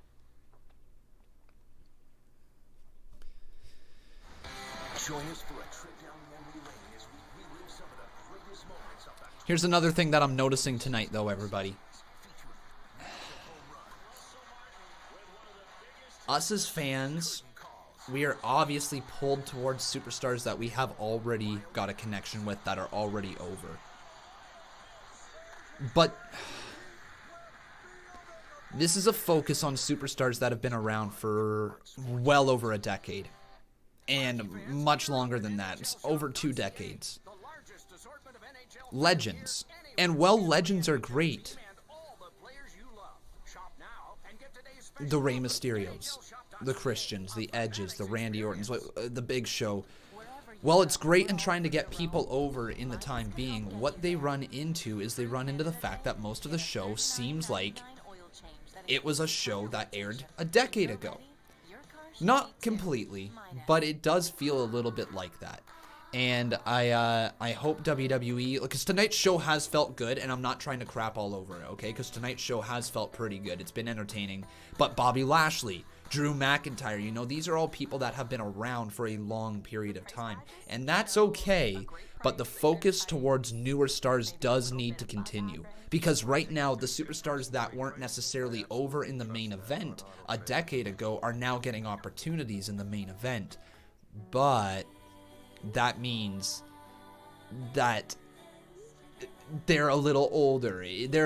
I'm not saying it's bad, okay? I'm not saying it's terrible. I'm just saying it's something WWE has to keep in the back of their mind.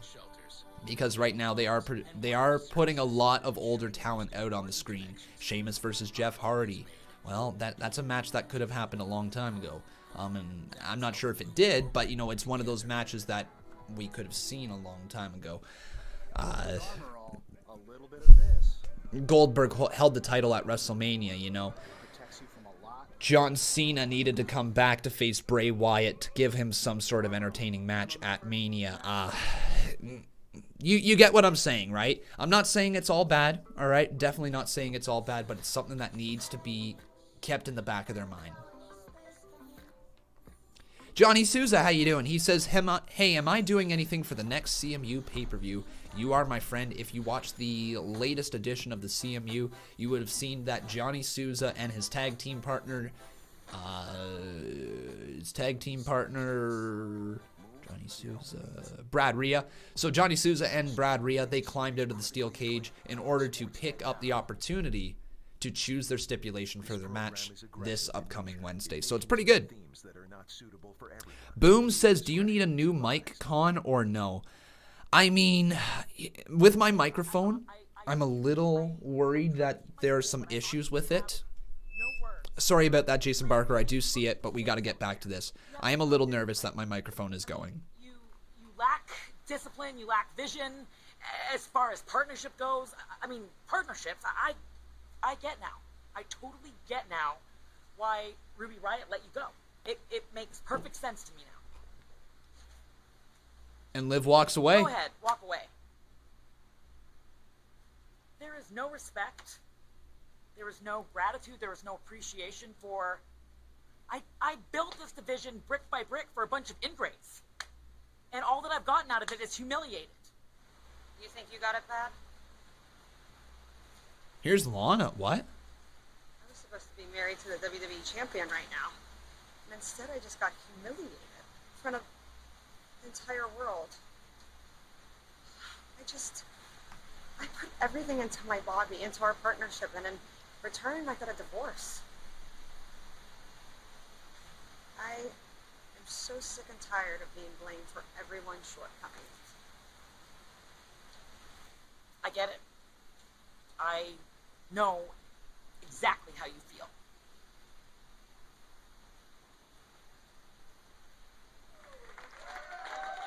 Here's Christian.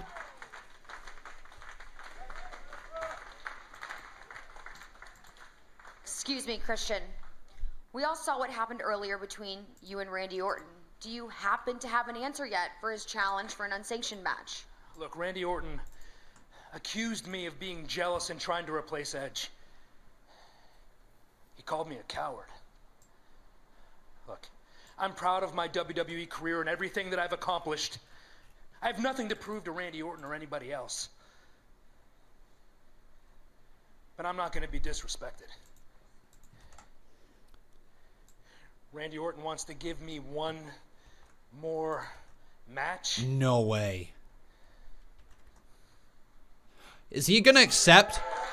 No way! Come on!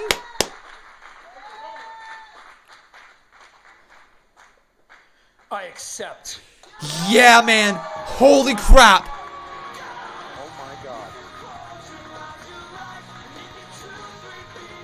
I just got goosebumps.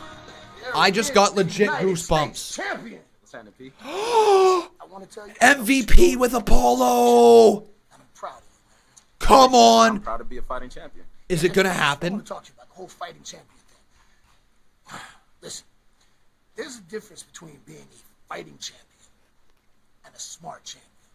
So I know you're bold, man. You'll take on any comer, anytime, any place, and that's commendable. But it's not about that. It's about fighting the right person at the right time for the right amount of money. Now, you recently survived Andrade, and you're about to take on Shelton Benjamin, a very formidable former United States champion. See, the whole thing is absolutely, being a fighting Ronnie. champion, when you take on all these people, that's how you find yourself burning out and quickly becoming a former United States champion. So what you need to avoid those pitfalls is somebody who can help you navigate those decisions. And me, being one of the longest reigning United States champions of all time, I can help you. Is he going to Is that accept right? it? Yeah, of course, man. See, the way I see it is if I'm not a fighting champion, then I'm not a champion at all.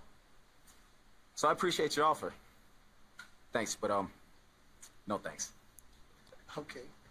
All right, well, let me leave you with this. The only way you keep this United States Championship is with me in your corner. Ooh. Interesting. Okay. I will admit, everybody, here tonight, Bruce Pritchard has come in and he has basically said, okay, I'm going to piggyback off of what Paul Heyman has built for the last year. And then put my own spin on it. I think tonight seems very fresh because right now they scrapped the entire playbook and they just continued to write what they wanted to write, what they liked. And then whatever Bruce Pritchard said that he didn't like, he was like, okay, axe that, we're going to go in a new direction. Axe this faction, we're going to create a new one here. Axe this, deliver this. So tonight feels very fresh because it is fresh, because it is a brand new direction. I'm still going to wait and see how WWE is able to write their stories once everything isn't fresh. Once they're not relying on Christian returning for a one-off unsanctioned match to be the main story of the night. I'm holding out some reserves on this right here. I'm holding out just to make sure that this is exactly the type of show. Big Show return tonight. Okay, that's an unexpected moment. Well, what did we get before that? We got ourselves a bunch of ninjas versus the Viking Profits. Different, yeah, but it was a jobber match. So I'm waiting to see everybody. Okay, tonight's show has felt very fresh. It's felt very good, but I'm still waiting to see. Jason Barker here, my friend. We're going to get around to that dono that you dropped not too long ago. Thank you for the support. He says they need a women's version of the WWE World Heavyweight Championship. You mean the women's title that they have? Not sure what you mean by that there, Jason Barker. Yeah, they already have two World Women's Championships. Show's been good, though. I have been enjoying it, and don't let me cloud your enjoyment of the show by saying I'm holding out some resentment or some reserves on it, right? Because it could be really, really freaking good. They need a women's version of the WWE World Heavyweight Championship. Paul Carpenter, thank you, dude, for the $2. He says, how do they decide who gets what title? He's obviously talking about the match between Bobby Lashley, MVP, R-Truth, and Drew McIntyre. How do they do that? Well, I'm pretty sure it's just like based off of the storyline that they're in. I think he's referring to a big gold one. Oh, maybe Aunt Capone. Maybe my friend. Also, what was I going to say here?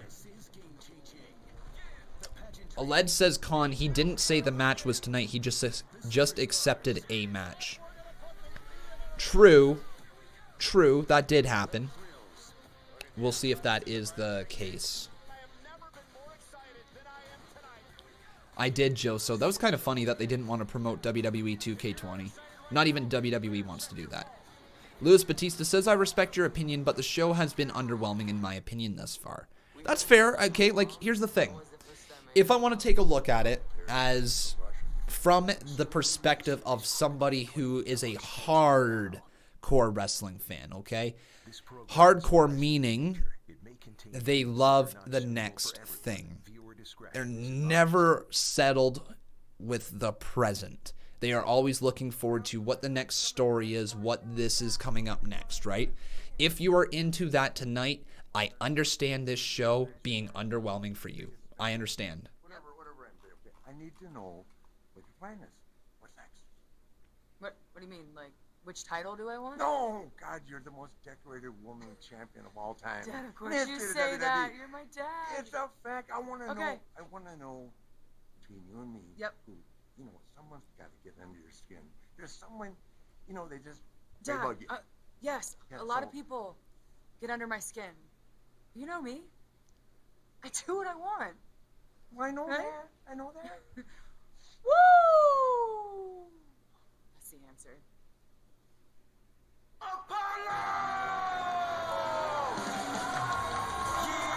We'll see what the Queen is up to later tonight here on Raw, but right now we are joined by the United States Champion. Apollo!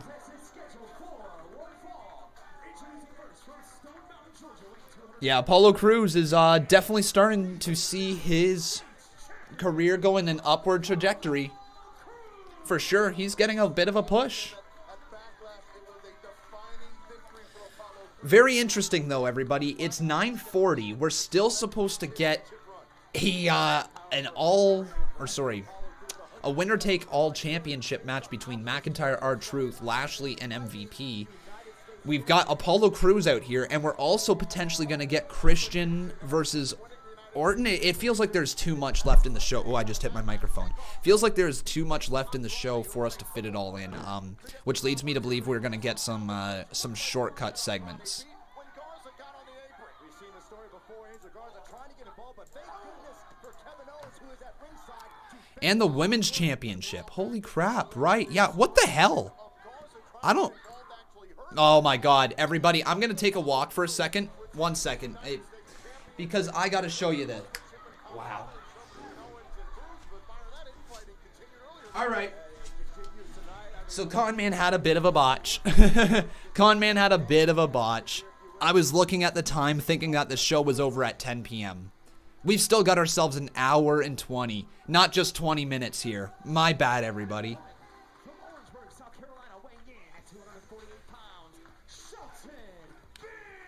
So Shelton Benjamin here versus Apollo Crews.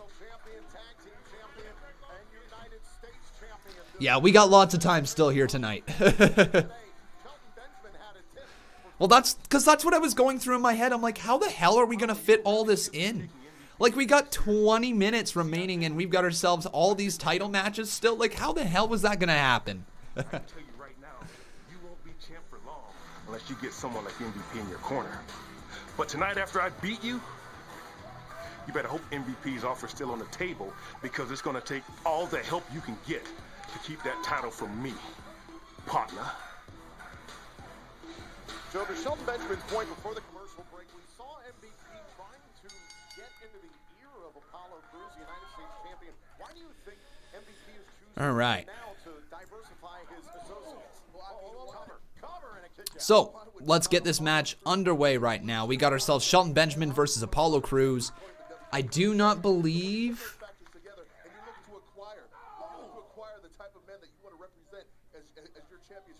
I do not believe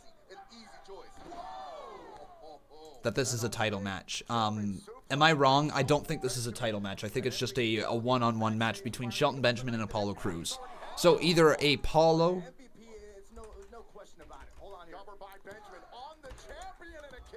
MVP has had a tremendously positive impact on the career of Bobby Lashley. Watch this one more time. Bam!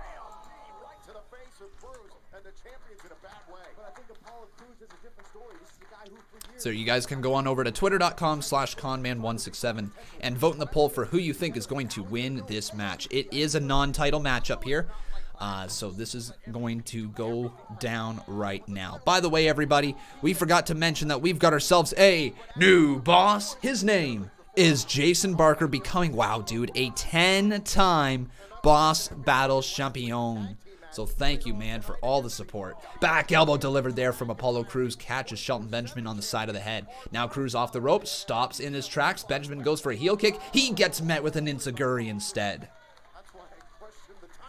This freaking guy says Shelton who? He ain't been on TV for a long time. Off the standing shooting star press. Ooh, sorry, the moonsault, I should say. And a kick out at 2 by Benjamin. But I think he's going to now. Oh, look at the strength. Oh, Benjamin lands on his feet. Rolls Crews up. Count of 1. Count of 2. Trying to... Whoa! That would have been the end of the match there. But Shelton Benjamin got caught with his feet on the bottom ropes. And now Crews rolls him up into the cover. Count of 1, 2. Whoa, whoa, whoa!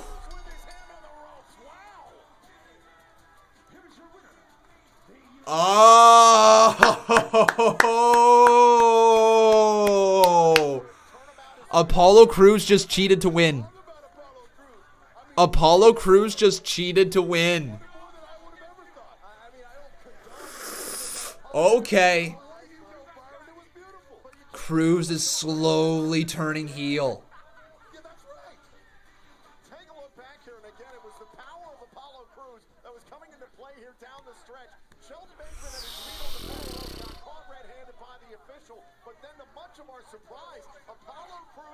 Wow, that is interesting to say the least. Apollo Crews cheats to beat Shelton Benjamin here tonight after Shelton Benjamin and MVP talked to him about needing to be with MVP. Very interesting. And Crews is laughing a lot as well. Oh no, ninjas with a referee?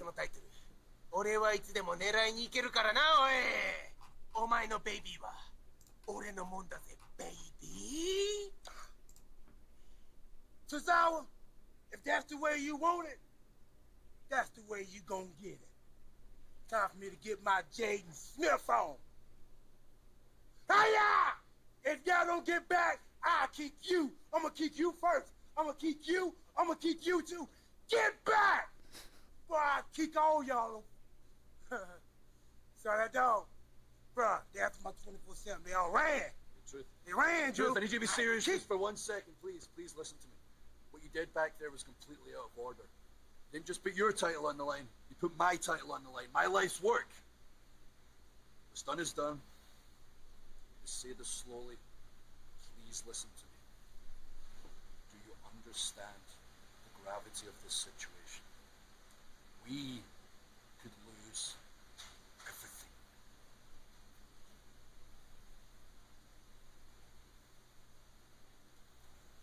I understand. Wait, Drew. You know what to do. All right. This is the biggest talent show in the world. In 2 minutes, you could change. So, Virgil Stat says, Con, please respond. Your thoughts on my Extreme Rules card so far? Dominik and Ray versus Seth and Murphy.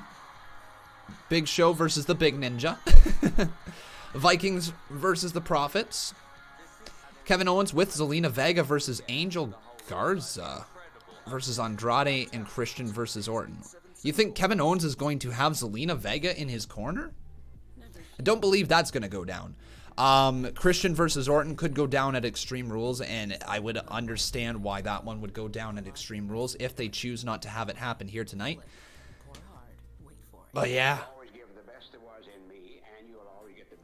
Not the worst card, man. Show versus the Big Ninja. That one I kind of want to see. I'd love to see that. The Big Ninja. Let's start calling him that. So join us and raise a bucket to Food Banks Canada. Hey, Con. Who was the best and worst finishers of all time as you have been watching wrestling? For me, the best finisher of all time is a super kick, and I love Shawn Michaels' Sweet Chin music. So for me, I don't think anybody's going to top that one. Worst finisher of all time, worst finisher of all time. It might be Santino Marella's Cobra. Like, don't get me wrong. I know the story is always funny when he breaks it out. It says Cobra, boom, right? It's quite funny, but I think it might be the worst finisher of all time. There's also the Worm. And there's also the caterpillar. There's also the people's elbow, the leg drop. There's some bad finishers in the history of WWE. Umaga's thumb, no, that one is devastating. Can you imagine getting a thumb that has been reinforced with like this glove, because that's what Umaga's thumb used to be, and spiking you right in the throat? No, that would hurt. That finisher to me looked vicious as hell growing up.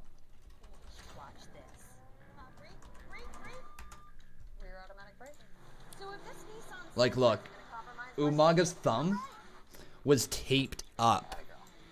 It was taped up, man. And that thumb hitting your throat, that thumb right there hitting your throat, that's gotta hurt. That would not feel good at all. I don't care who you are. It's gonna hurt.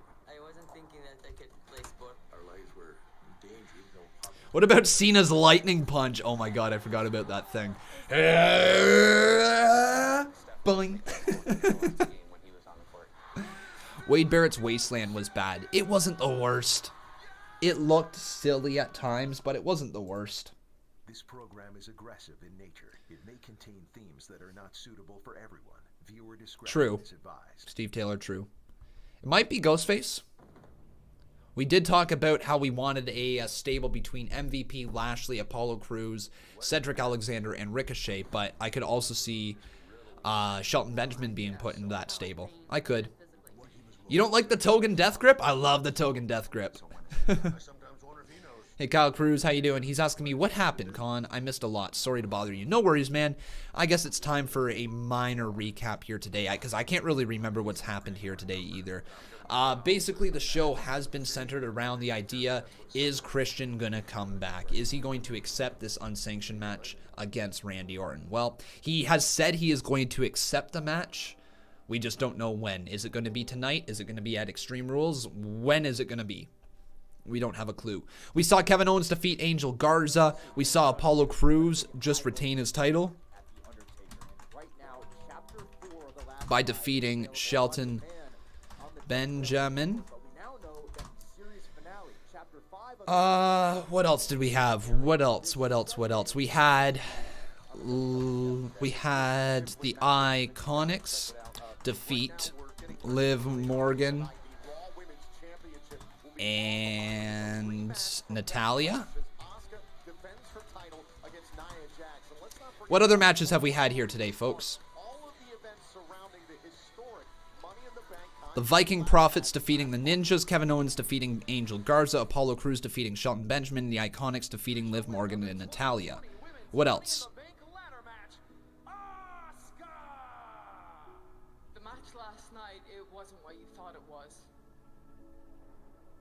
You have been the best Can't remember. wrestler in the world for a long time. I think that's everything, isn't it?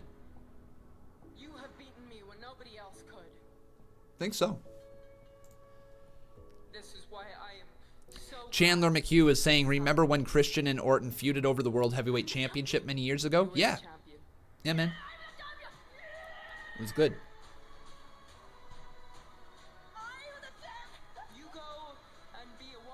You mean the Street Profits, not the Viking Profits. No, I meant the Viking Profits. I literally meant what I said. Viking Profits, man. They were teamed together and they call themselves the Viking Profits. Asim K is saying, do you think this is the best Raw of the year so far? See, that's tough. That's tough to say, man, because not too many Raws have stood out throughout the year, and this Raw is standing out. It might be the best Raw of the year so far. I don't know. What do you guys think? Is there another Raw that stands out to you guys? Which Raw is that stands out to you, if there is one? I miss Becky too, there, Renato Slice. Should have been the Street Raiders. I think WWE saw some potential problems with that one.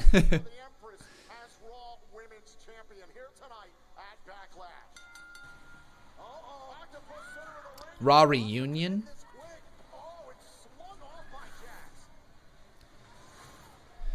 Young Camino says, it feels like a normal Raw from before the pandemic. It's been a good show. All right. All right. Raw after Rumble was good. That was pretty good.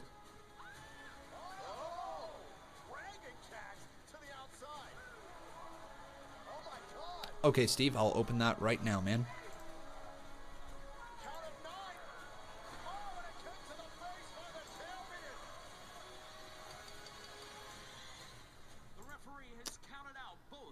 Bring back Ember Moon, says Ashley Solis. Interesting. Oh. Okay, one sec here. So Steve Taylor sent us an article from healbynature.com saying WWE has granted access to a select number of fans at today's Raw tapings in Orlando, Florida. Interesting. We saw them earlier. We'll talk about that article in a sec, okay? Championship match against Nia Jax ended in a double countout. Do you think that Nia Jax is maybe just too menacing and maybe too dominant a competitor for you to handle?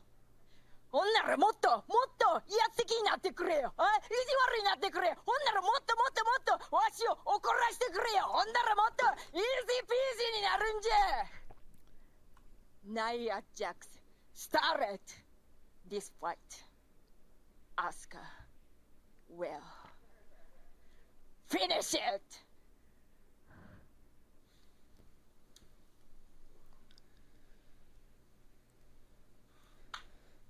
Dog, lots is up, Truth. I got it taken care of, dog. I fixed it.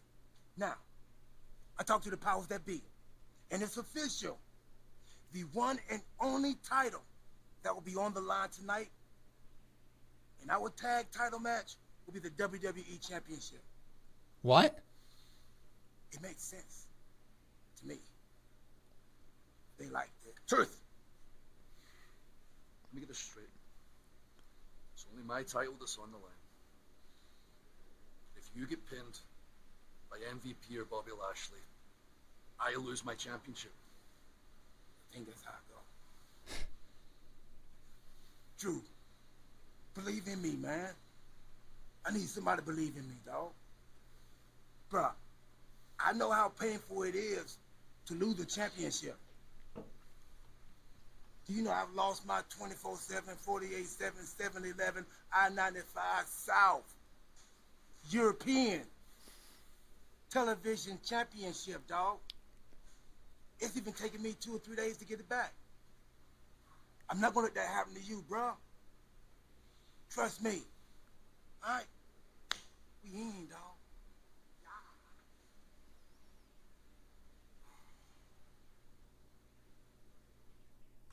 Oh my God.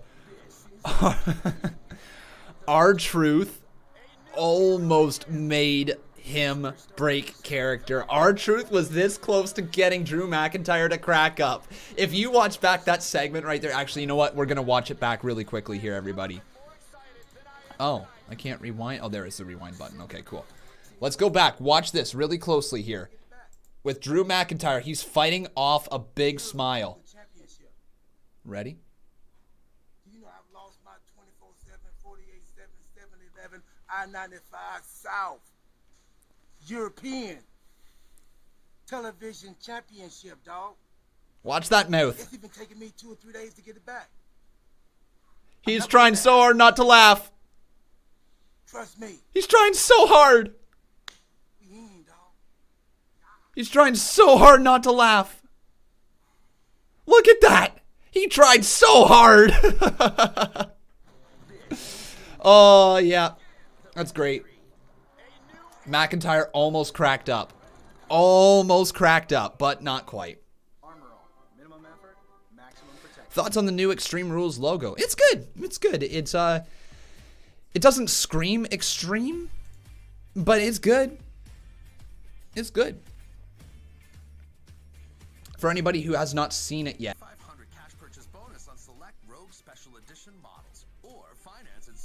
So this is the new Extreme Rules logo, everybody. I like it. You know, it's a change from this right here. It's a big change from this one.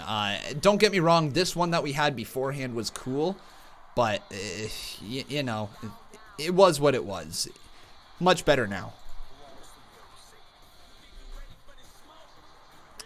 Thank you. All right. So, let's get back to that article. Oh, hey, Botch Guy. How you doing, my friend? I see the chat blowing up from my friends here.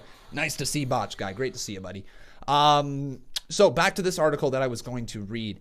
As first reported by Brian Alvarez of WWE actually allowed some fans to attend the television tapings here today. According to Wrestling Inc., the extras in attendance are a mix of local fans as well as friends of talent. Each audience member had to sign a waiver, preventing them from leaking spoilers, as well as not to take pictures. They were provided a free t-shirt for their participation. So there is live fans in attendance, select live fans, but they're live fans who are signing waivers. I'm sure somewhere in those waivers it says you gotta cheer when we tell you to cheer, you gotta boo when we tell you to boo. I'm sure there's a bunch more reasons for it, but at least it gives the overall feel a nicer, or the overall vibe to the show a nicer feel. Hey, Botch Guy, by the way, buddy, who went perfect? Who went absolutely perfect at the pay-per-view? Who went perfect with their little whatchamacallit, with your little results? Who went perfect with their predictions? This guy did. Oh man. Yeah, buddy. I went perfect. You didn't. Conman rules, Botch Guy drools. But hopefully you're doing well, man.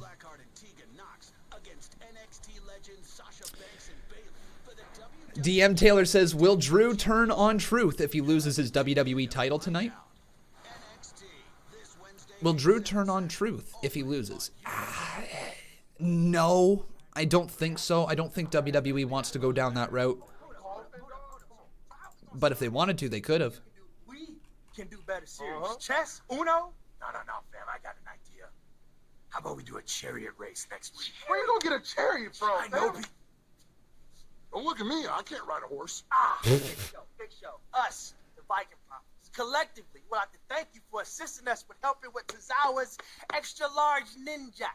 Now, I could have taken it, but thank you. It's my pleasure and my honor. Thank you guys. Thank you guys for the super sweet merch. Nice. I'm digging this. Thank you very much. I appreciate it. Yeah. Whoa. Word. All right. So he's that guy, huh? Yeah, he's that guy.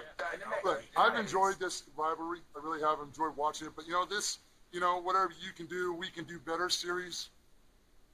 I know how to settle. Carpool karaoke. Yeah. No carpool karaoke ever again. Please. Okay, look. You are the WWE Title. What's up, Botch Guy? For Raw, right? And you are the former WWE Raw Tag Team Champions. Okay, this coming Monday night on Raw, WWE Tag Team Title match, and that settles it. Put the titles on the line. Winner wins the series. Come on, man. I know it's true. Always got the answers. Always got the answers. Hey, hold on. Tell me why, fam. Why? Because, hey, we want the smoke. I've been thinking about that. What about trying it like this? Instead of we want the smoke, how about we want the smoke? Hey, we want the smoke. Hey, we want the smoke. Hey, yo, we got that little 70s riff to it. Yeah, dance with it, feel it. Yeah, we want the smoke. We want the smoke. This Monday Night Raw. The raid is on. Woo! Will we see that next week? But we know this still to come tonight is Christian taking a huge... Oh, no way. Is it going to happen? It's happening! Unsanctioned match tonight! Oh, my!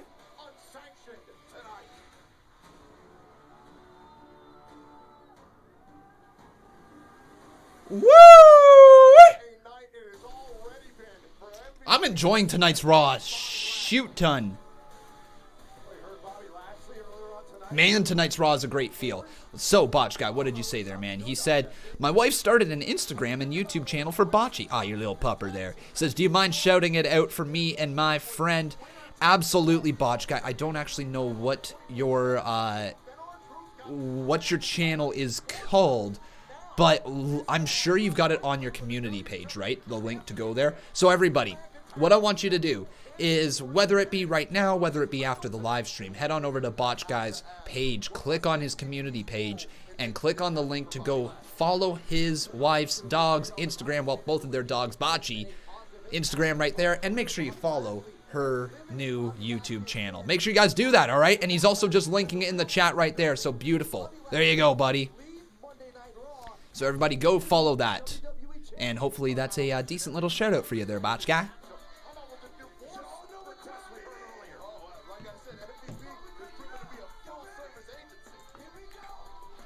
People over there, what's up? Feel me. Say what's up. What's up? Hey, Jacob Toon, how you doing, buddy? Welcome to the stream. What's up? You can get with that. You better get with this dog, because this is where it's at. What's up? What's up, yo? What's up? What's up? Yeah. I'm the whitest man out there. Who cares?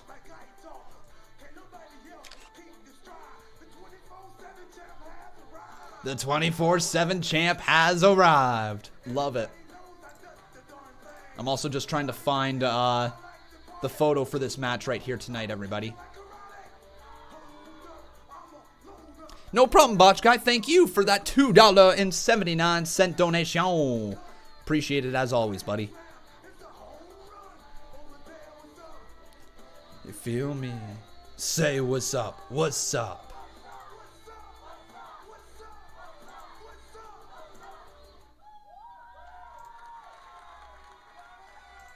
And here comes... Okay, you know what we need to do, everybody? Here we go. We're going to give our biggest roll of the R we have ever done. Ladies and gentlemen, it's the WWE Champion.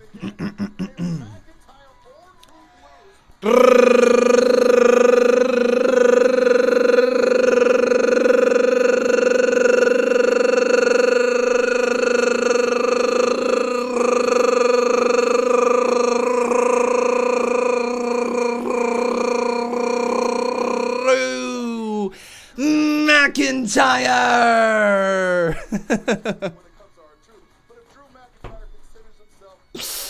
Oh, yeah. Take that, Justin Roberts. You sound dumb, no offense. Dude, Conman is dumb on his streams. That's part of the fun.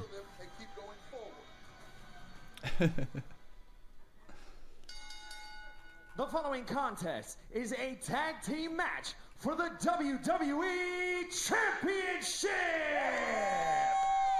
Introducing the challengers, the team of MVP and the almighty Bobby Thank you, Botch Guy. Lashley!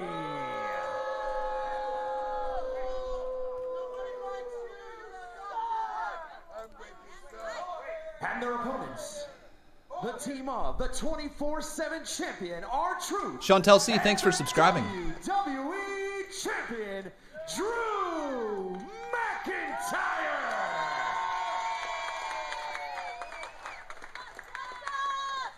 Think about how badly Interesting, Harbin. Interesting. Interesting idea. One-on-one title opportunity last night at Backlash. 24 hours later, Bobby Lashley has asked for a divorce from his wife because his wife Lana cost him the WWE title. All right. So I think Lana is going to play into the final bit of this match.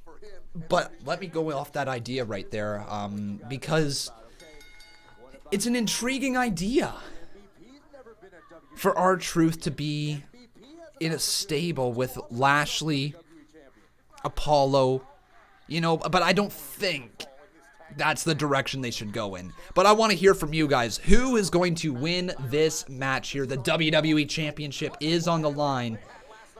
It is time for you to vote. So who... And Botch Guy, I ain't showing the TV. Go...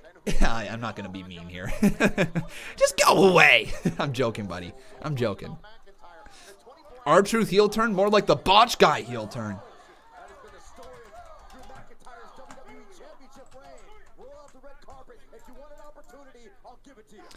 So, either Drew and R-Truth, or it will be Bobby and MVP. Let me know, guys. Twitter.com/Conman167. Who do you guys think is going to win?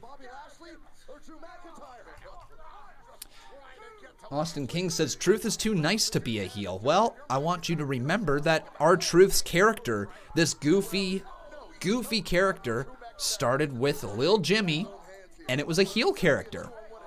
So it's not impossible for R-Truth to be a heel. If you remember, he was actually the WWE Championship challenger for John Cena's title back in the day. Oh, what a spear to Lashley. Well, thanks, Botch Guy. I appreciate the dono right there. Hey, Jovan Feliciano. You're going to be happy to hear that you won the draw, so you're going to get yourself a character inside of the CMU. Oh, Bobby Lashley hit with a bit of a spine buster. And McIntyre runs into MVP with a back elbow. Now right over the ropes, Bobby Lashley sent for a ride and down to the outside.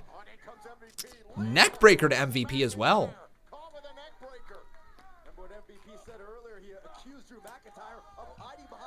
Oh, no.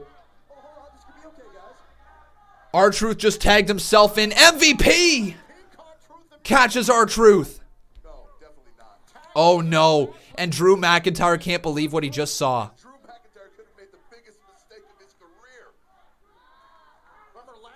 Lashley just sending R-Truth into the barricade as well. Holy crap, man.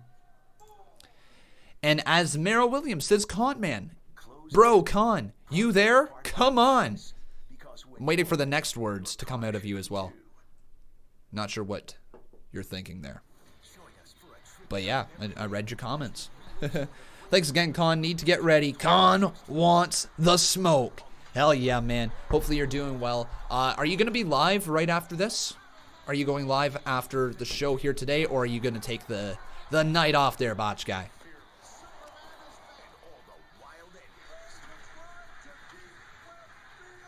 Yeah, after. Okay.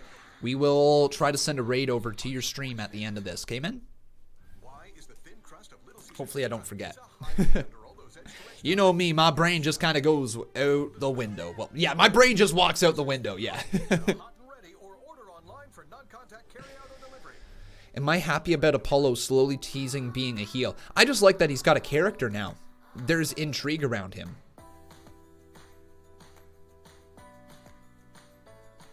Yeah, you beautiful bastard. Hell yeah. LOL just tells him we finna raid him. You know, here's the thing. If I have the ability to tell somebody ahead of time that, hey, you should probably just be on the lookout for this, it takes... Here's another thing. It takes the complete unpredictable aspect away from it, and it just makes it more so of like a... Great, awesome, people are here now, I can entertain them, and I can do my show, and I can show exactly who I am as a YouTuber, as opposed to, say, me coming in there with the raid and all of a sudden derailing the entire live stream, right? Botch Guy's got to be able to show you guys what he does in his live streams, how his style of videos are, and it can't be from me just... Can't be from me commanding the conversation in the chat, can't be from me and my fans commanding the conversation. So if I can give a bit of a heads up that we're popping in there, and that gives him a little bit time to get ready for it, you know? The Botch Guy says, we do the same. Wrestling YouTube is helping each other. That's the way it should be. That's why we get along so well. Both communities are effing awesome. They really are, dude. They really are. And I like your community a ton, man. They're so kind, so nice. I think our two communities merge really well together here. Kyle Cruz, how you doing, man? He says, Con, you inspire me to achieve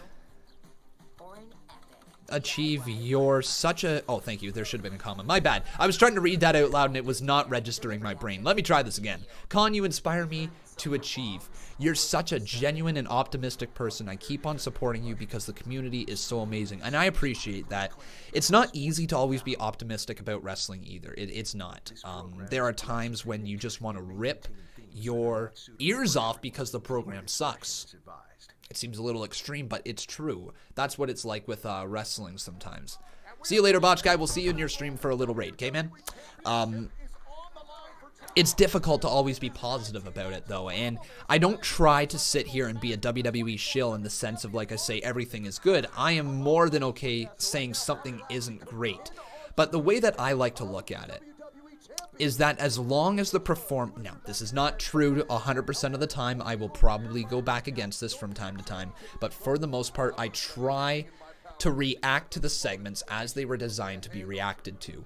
And I try to allow myself to be immersed into the program and listen to the story that is being told and not concern myself over every little swerve, every new direction that the story could head in. Sure, I take a look at the possible directions that the show is heading in, but it's not what's going to dictate how I feel about the program. I try to look at it as a one-off show.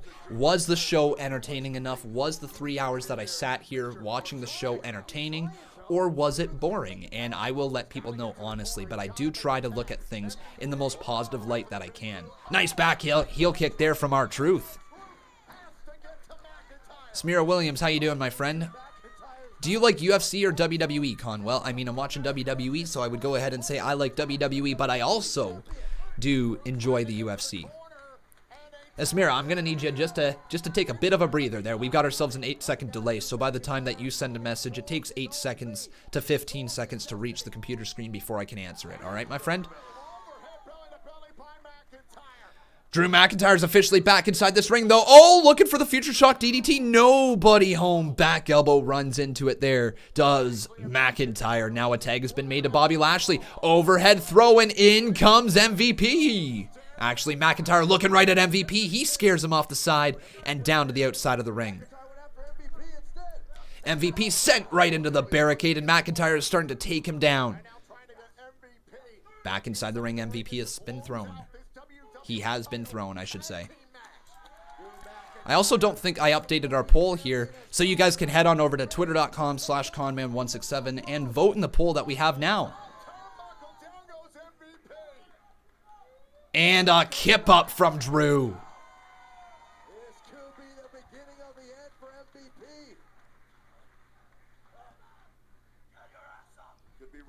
Con, you know we need some cool code word or signal for something you're trying to tell us.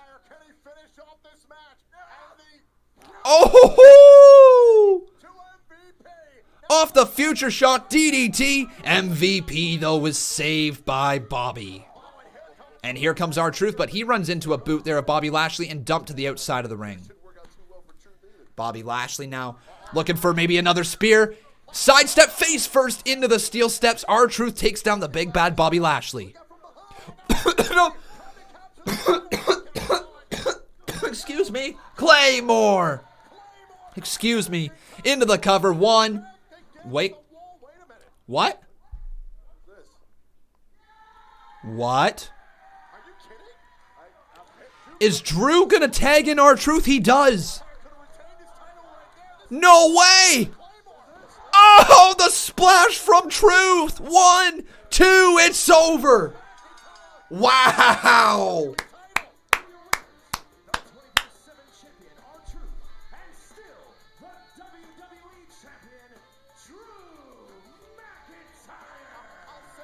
So Drew retains. He retains. And he's happy with R-Truth here tonight. Hoo-hoo-hoo. That's good. All right, that was kind of entertaining, wasn't it? I wasn't sure. I was a little afraid that Drew McIntyre might lose his WWE Championship.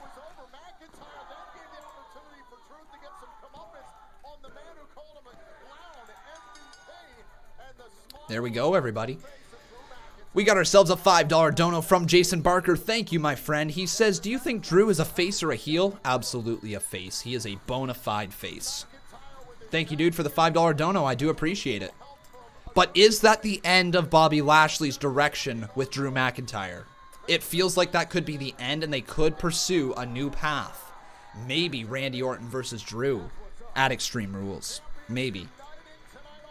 They might also go Bobby Lashley against Drew once again. They might do that. In fact, that's the one that I would suggest them probably doing again. Here's Christian. And Ric Flair. Woo! Yeah, no, I'm serious. This is me talking to you, okay? Yeah. You're not ready for this. I get why you're doing it. No, come here, look at me. 20 years, okay? Orton is on top of his game. He's mean. He's sadistic. He wants to prove a point to everybody. You get to that point in life where you just want to be untouchable. That's him right now. And you are doing this to make... Rick, you know I respect you. And I appreciate what you're trying to say here. No. Listen, Rick, come here. I can't. Listen, your family is going to forgive you. Wait, the whole dressing room. That's fine. They're not going to care. Rick, Don't get hurt. Rick, I appreciate what you're doing, but I can't forgive Randy for the things that he said. And I'm definitely not going to regret. Well, he's going to talk to you all night long. You don't get it. I appreciate it, Rick, but I'm not going to regret what's going to happen out there either, okay? I appreciate you. Wow.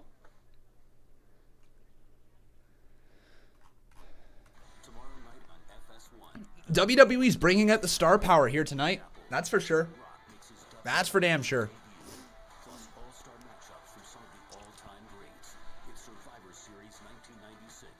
Hey, Johnny Souza. Yeah, man. If you're interested in letting us know what match you would like to have at the upcoming pay-per-view Backlash this Wednesday, please let me know what match you would like against Johnny Souza or against Justin Beverly, all right, man? So Johnny Souza, if you have a match, let me know in the chat right now, dude. That way I can write it down. If you're here.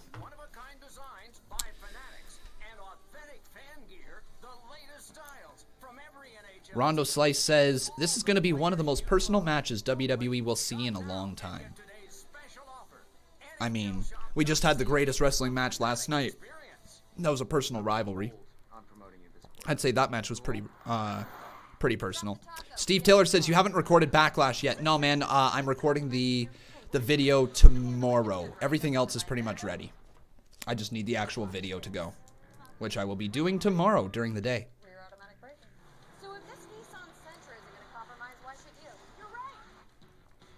This main roster thing is actually going on the up and up tonight.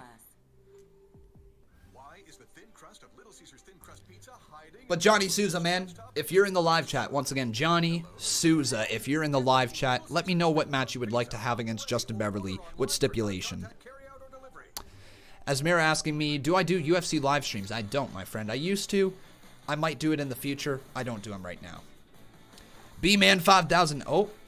Johnny Souza says, is it possible to make our match a first blood match?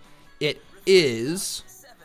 If that's the one you would like, we can make that one. Unfortunately, with first blood matches, they tend to be a little anticlimactic in WWE 2K19. If you would like that to be a first blood match, though, then we can do that, man. If you would like that, let me know. At any given moment, I could be hit with a migraine. I'm just looking for it here in the live chat. They are unpredictable and disabling. What's wrong with WWE 2K20? Filled with glitches. My game got deleted at the very start of the the release. All my characters got erased, so that's why we're in 2K19. Johnny Souza says, let's do it. So there we go. Justin Beverly and Johnny Souza in a first blood match for the IC Championship. So as you head back out on the road, there we go. we'll be doing what we do best. Providing some calm and confidence. Once again, that takes place this Wednesday for our version of Backlash. For a little help on and off the road. Draco's Den says, I thought it was winner take all. It was. That match is now over. This program is aggressive in nature. It may contain themes that are not suitable for everyone. No problem, dude. Glad that I was able to answer it.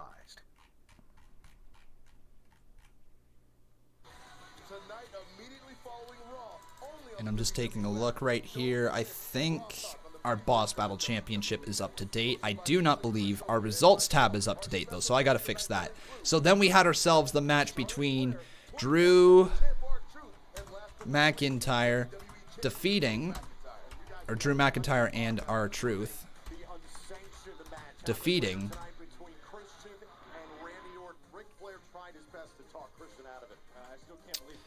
MVP and Bobby Lashley. Here's Sasha. Whoa. Okay, Sasha. Okay, Sasha. What are you wearing? What? Are you not competing? Jeez.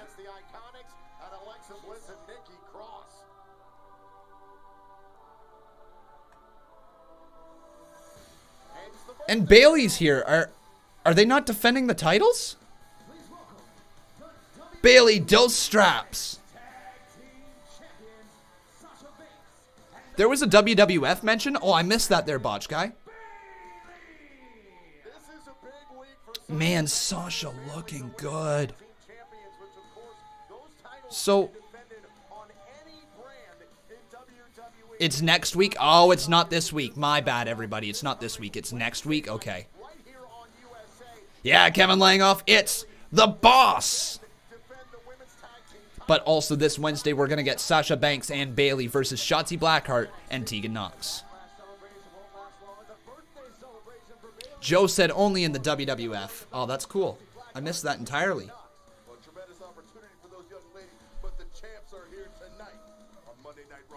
Is it Bayley's birthday? Oh, well, happy birthday to Bayley here today. All right, see you later there, B-Man. See you later, buddy.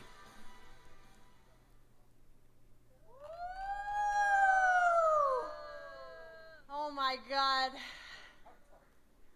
You know, I don't know if you guys know this, Whoa, but what's last going on night with Bayley's hair? Backlash, Sasha and I successfully defended our tag team championships. Whoa, so we're in the mood to celebrate. What about you, huh? But, you know, we got a little bit more to celebrate, okay? Because do you guys know what today is? Anybody know what today is? Anyone? Yeah, it's Monday, you idiot, but it's my birthday! Hey! There's a birthday cake on my head! Oh! I did that just for you guys. A birthday cake on Bayley's head. Birthday celebration week. Starting with, obviously, right here on Monday Night Raw, you're welcome. And then, on Wednesday, we're going to take a little trip over to NXT. And we are going to whoop on Tegan Nox and Shotzi Blackheart. And then we'll take it back home to SmackDown and finish the week strong. I love the sound of that. But first, let me send a little message to the Iconics. Don't you ever tell us when or where we defend our championships. I'm the leader. She's the role model. She is Bayley Dose Straps. She is the longest reigning SmackDown Women's Champion ever. She is Wow. They're giving the Iconics a lot of TV time. Yes. The Iconics are really freaking good. At least in terms of being characters. So, they're back again. All right. No one, and I mean 'Cause they're iconic. No one wants another reading of your resumes. No, what everybody wants to hear is an answer to our challenge. Yes or no? Did you guys already forget what happened last night at Backlash? A ding-dong, you lost! Or do you guys actually feel kind of special since you won a quick match tonight, huh? Yeah, because doesn't matter if it's you guys or like 5 other teams or how many people you want to throw in the ring against us, because if you put any team against us, the end result is the same. It's us. Because we are the team. Well, you are the team that we beat Ooh. for those titles at last year's WrestleMania. Yeah, and it was a loss Ooh. that was so crushing. You each had your own separate meltdowns. Ooh. Call the ambulance. Hello, ambulance. Hello, it's us, Sasha and Bayley. You Get couldn't wrecked. handle the pressure then, and you sure as hell can't handle it now. You two want to talk about pressure? Oh! Yeah, man! It's my freaking birthday! You can't ruin my day like this! Are you okay? This is my day! This is my day! You know what? We accept! Oh. It's gonna happen, I guess. There we go. Yes, it will. The Iconics came out here and they got what they Sasha's not happy again. So they continue to put a bit of a rift between Sasha and Bayley not 100% on the same page.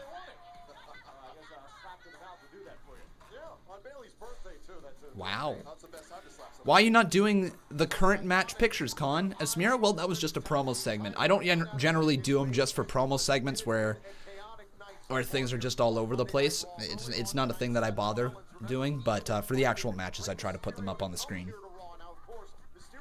Or for really, like, obvious promo segments. Oh, I wonder, are they going to get some more stuff going on with Dominik Mysterio here tonight? They're going to talk a little bit more about it? Gianni and Thomas Squad says, are the Iconics face? No, they're not face, but they did just veer a little bit away from being heels there. Trying to get underneath the skin of Bayley and Sasha. They honestly, they played the faces in that little promo. They did play the face.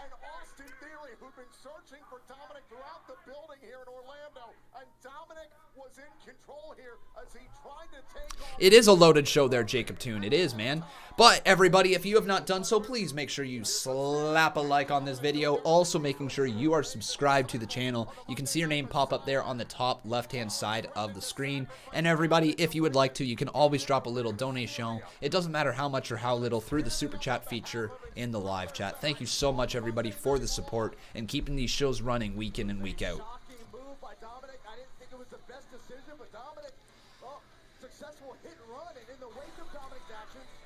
But, oh, Rey is returning next week. Is that what this is? Yep, Rey Mysterio returns next week on Raw. So, hey, let me tell you something. That could be a must-see Raw next week as well. But it's time for the Women's Championship to get underway. It's time for the irresistible botch. It's Nia Botch. And she be botching. Am I excited for Extreme Rules? I mean, no, not at the moment. Do I think I could be excited for Extreme Rules? Absolutely. I want to see some more matches, though, before I get pumped for it. Extreme Rules, to me, is one of those pay-per-views that feel forced. It falls in with Hell in a Cell. It falls in with TLC. Just pay-per-views that feel like they're a little forced. You found fortune in your favor, but that's all it was. Dumb luck. A joke. Just like you. Dance around like a clown all you want, because when I take the Raw Women's Championship, I'll be doing a little victory dance all my own. Oh,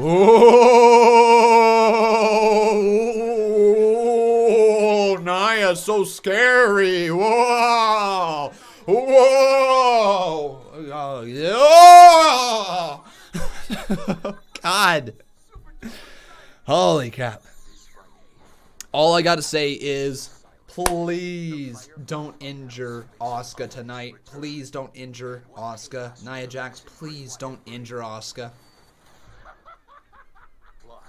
By the way, everyone, I have not mentioned this here today, but I definitely need you guys to check this out. We have ourselves a new series right here on this channel. We uploaded the second episode of it here today, and it's been well received. What it is called WFR, and WFR stands for Wrestling Fan Reaction.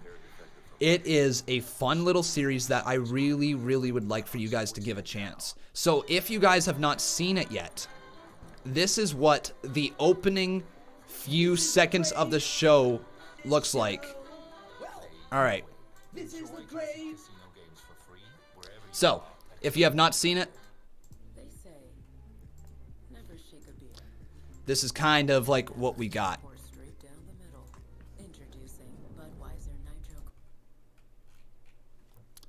This is the greatest show. Well, there we go. Backlash is in the books. And honestly, for a pay-per-view that was built up to being the greatest show, it kind of lived up to it. And this is just my opinion, but I think Backlash was better than NXT TakeOver in your house. So there you go, everybody. If that interests you, make sure you head over and you check that video out that is available right here on the channel. Once again, That is available right here on the channel if you want to hear my thoughts on the whole pay-per-view. Okay, everybody? Once again, after today's live stream, go check that out. The engine of life will start up again, and it'll be a welcome sound. So if you need a hand... You hit cardboard with wrapping paper. That was the best part. Yeah, man. It was fun. It was fun. I'm really enjoying recording those videos. Wolfpack wants the Fortified channel to return. Let me tell you something, dude. That's not happening. I did a one-off with Fortify, and I was like, oh my god, no. I'm not doing this. I can't keep that up. Con trying to be the Viking Raiders. Ha, ha, ha. Yeah, Fortified died pretty much the day it began. The new Dell XPS with slightly larger keys to more perfectly fit your fingers. Conman, why did you stop streaming Impact Wrestling? I get these questions a lot about Impact Wrestling, and it's not necessarily that I stopped streaming it. John Claude Legrand, thank you very much for subscribing. It's not that I don't want to stream on Tuesdays. It's that it usually coincides with there being a lot of other stuff going on. And beforehand, when we had the Conman Universe running 2 times, sometimes 3 times a week, it was too difficult to find the time. I know over the last little bit, I've been really focused on time management and trying to figure out what I can do on the channel and what I can't. And I've been slowly moving pieces around, trying to find what's going to fit best here, what's going to fit best here, how I could introduce the WFR series, which I've been wanting to do for nearly a year at this point. I just wanted to find ways to be able to incorporate everything into it. And unfortunately,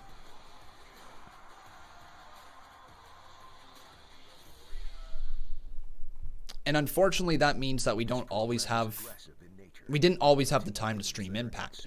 What that means now, though, is that we are almost in a position where we are able to resume our Tuesday streams. You guys know, I think I've been almost saying this for about a month and a half now. I want to bring the fun live streams to you guys. I want to find a way to bring just fun little games together. We got Quiplash that we would love to do here on the channel. And so what I've been trying to think of how I'm going to do it is I was thinking of doing something along the lines of just doing a Tuesday night live stream. And we would stream starting at like either 6 or 6:30, somewhere in that range, and we would start with NWA, and we would live stream NWA until about 7 o'clock. Then we could obviously watch AEW Dark if we wanted to at that point, or we could choose to watch another wrestling show, another wrestling pay-per-view, and just kind of watch a bit of that, and then jump into Impact Wrestling at a later time. I was thinking we could do that, but what that might also present is a bit of challenges for trying to do fun things like Quiplash and all that. So what we could do is we would have, let's say, NWA air from 6:05 until 7, jump over to a fun little mini live streaming game, whether it be Quiplash, whether it be something like that. And then sometimes we're going to watch an old wrestling show, sometimes we're going to watch AEW Dark, something like that. That's what I'm thinking. Again, though, these are just thoughts that I've had, and I haven't been able to put the actual streams together. I haven't been able to get them designed, and I haven't actually been able to put the time in to want to do that. Tomorrow, I've got to record the Backlash matches, which is only going to take me about 2 hours to do so. So after I'm done recording those, I would love to be able to look into doing the fun live streams a little more. If a 4-hour stream on Tuesday night is not in the cards, I do want to find a way to still at least bring a fun live stream, even if it's just a one-off 1-hour live stream once a week. If that means that we're not able to continue doing Impact Wrestling, if that means maybe we start at 7 p.m., don't do NWA, and just stream until 10 p.m., and the last 2 hours will be Impact Wrestling, we could do that maybe. But there's a lot of things that I have to think about with it. But at the end of the day, once again, all I want to really do is bring you guys the fun live streams. It's all I really want to do. And give you guys a fun way to watch the show. Oh my god, armbar already! Oh my god, Nia Jax, is she going to tap out? Is Nia going to tap? Oh, ho, ho, ho. And she escapes out of that one. But then right back off the ropes. Asuka with a hip attack. Nobody home. Nia Jax. Oh my god. Nia Jax trying to drag Asuka through the ropes. What is Nia? Oh my god. Nia. Oh my god. Be careful, Nia. No! Be careful, Nia. Be careful, Nia. Oh, Asuka from behind. Asuka lock is locked in on Nia Jax. Hanging her up across the ropes. Referee forcing a break. Count of 1, count of 2. And Asuka breaks the hold.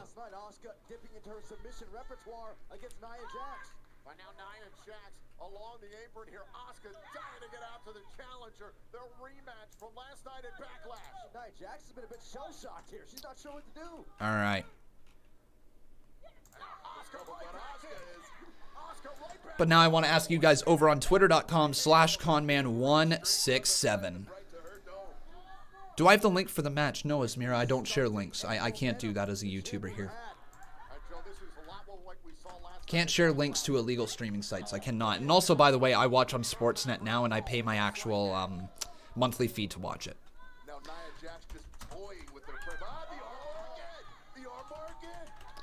Armbar is locked in once again, and Asuka right back onto the offense. Nia Jax in a lot of trouble, but gets to the bottom rope. Maybe do Impact and NWA one Tuesday, and then the fun live stream the next Tuesday, and keep going like that. Maybe. See, here's the thing that I want to kind of get in all of our heads. I'm not going to 100% commit to Tuesdays. I think that's probably the best way to go about it. If I don't 100% commit to the Tuesday live streams that I would like to bring into you guys, and that I just kind of have them here and there, I think that would be better, because that way, let's say if things are becoming a lot, and because granted, I do need a bit of mental health breaks here and there, okay? And usually when I overwhelm myself, that's when I find myself start to crumble underneath the pressure I put on myself. But if I had here and there, you know, and I could say, yeah, I'm going to be live this Tuesday, and sometimes I'm not going to be live, that might be the better way to go about it, considering I am committed to doing every single Monday, Wednesday, Friday, and every single pay-per-view. I'm pretty committed to that. So, who will win? Asuka, or will it be Nia Jax?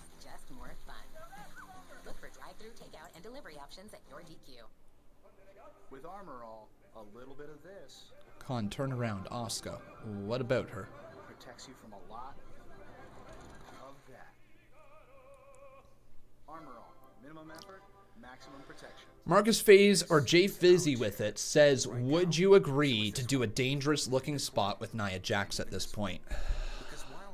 Honestly, if I was a performer, no. Not to say...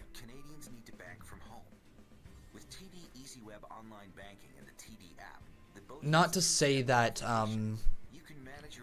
she can't work, but I would be very, very nervous taking a high-impact spot right now by Nia Jax. A high-risk impact spot. I would. David Camarina says, hey, Conman, you should totally do some work with Cultaholic. I'd love to hear your 2 cents on wrestling with the Cultaholic team. Honestly, if they ever extended an invite out to me to work with them in some way, I absolutely would. The Cultaholic team are one of the handful amount of people that I actually respect in the wrestling world, in the wrestling, the internet wrestling community, I guess you could say, people who work on YouTube. There isn't a ton of wrestling YouTubers that I truly respect, because they tend not to respect the business itself. They exploit it for views, they exploit it for clickbait, and they exploit it just to have personal gain out of it, right? That's what a decent amount of the internet wrestling community does. That's what a decent amount of wrestling YouTubers do. Cultaholic are one of the few that I think preserve the overall preserve the business overall, and they don't try to exploit it with clickbait. Yeah, they've got some clickbait stuff, and don't get me wrong, we all do, right? We're all YouTubers, we're all trying to get some of those views, but they don't specifically clickbait you into the point where you're like, oh my god, is this even... Put it this way. Wrestle Talk the other day, and I like Wrestle Talk. I think Wrestle Talk is, they've got some good motives behind them, but they posted an article literally the other day phrasing it as a spoiler for Randy Orton and Edge's match, and it was a satire article, and there was nowhere in the title that said it was satire. Now, don't get me wrong, you're absolutely allowed to write satire articles, but when you're considered a wrestling news network, you probably shouldn't be clickbaiting people, especially when you're one of the largest ones on the platform. So, yeah, anyways, talking about Cultaholic, though, I quite enjoyed their work. I think those guys are pretty good over there. And they're honestly, maybe not them per se, but Adam Blampied is very much the reason why I'm a wrestling YouTuber today. Very much a reason why. And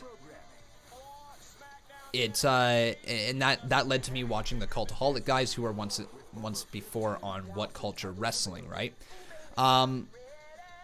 What Culture's cool with the ups and downs, because Simon's pretty freaking what am I trying to say here? Simon's pretty freaking good, if you ask me.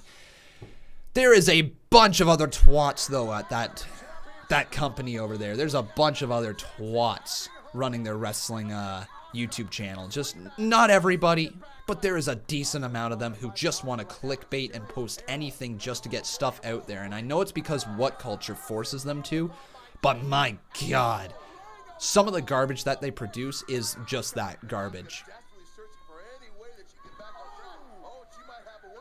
Not all of it, of course. Kick out there by Nia Jax as this match continues. And this is not me trying to pass shade over to people, because the way that I look at it is I really, really, really, really, really do believe that the business needs to be protected. Wrestling should not be exploited for views. Wrestling fans are willing to click on videos as is to talk about wrestling, but what we cannot be doing as a whole, as a wrestling community, is we can't be posting thumbnails with arrows and circles and saying, oh, WWE didn't want you to see this. Oh, the thing WWE didn't want you to see. Well, there might be a freaking reason why they don't want you to see it, because it protects kayfabe. It's not meant to be exploited for views. Just because there's a report out there does not mean a video needs to be made about it. And that's the problem with a lot of wrestling YouTubers, is wrestling YouTubing right now is not the easiest thing to make a living off of, because the views are being suppressed by YouTube. But as a result, you have a lot of wrestling YouTubers clickbaiting in order to expose the business, because that's the only thing that generates views these days. It's wrong, it's not right, and it's hurting the business, and it's the reason why the majority of wrestling fans have fallen out of love with wrestling, because they're so concerned as to what's going to happen next, what's the latest rumor, what's the latest spoiler, as opposed to actually watching the show unfold on TV in front of their very eyes. Big Samoan drop to Asuka, and her foot's underneath the bottom rope.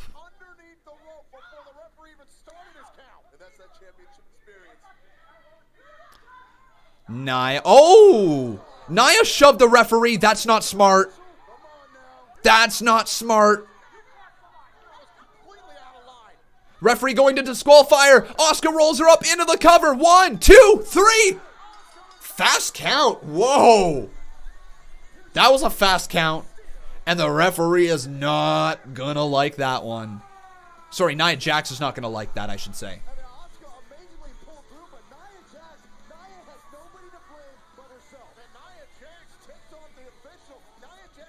Oh, I know, right, Unbroken? I know, right, man? It's difficult. And who won? Asuka won. Paul Carpenter says, thanks, bud. Or thanks, Con. Well, thank you for the $2 dono, my friend.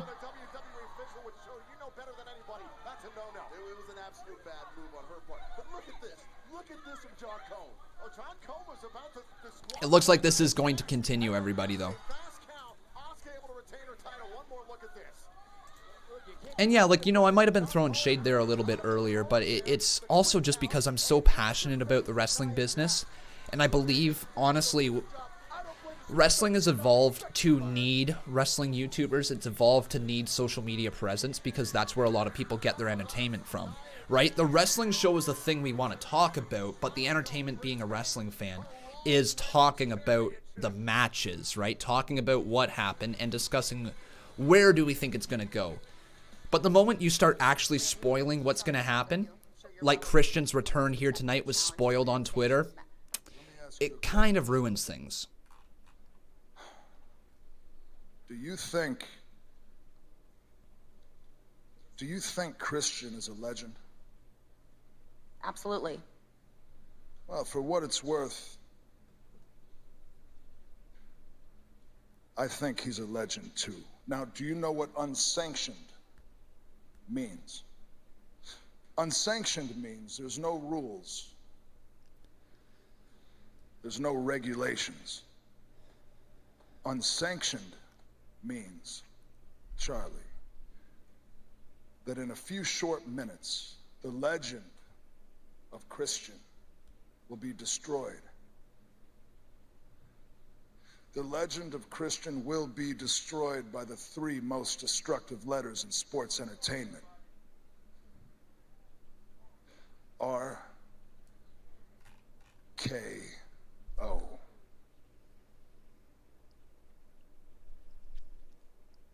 All right.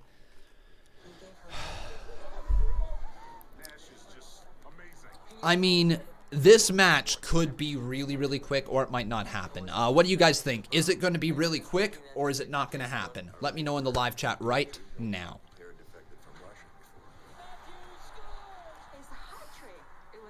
It might need to be that. It might need to be really quick for Randy Orton to reestablish himself.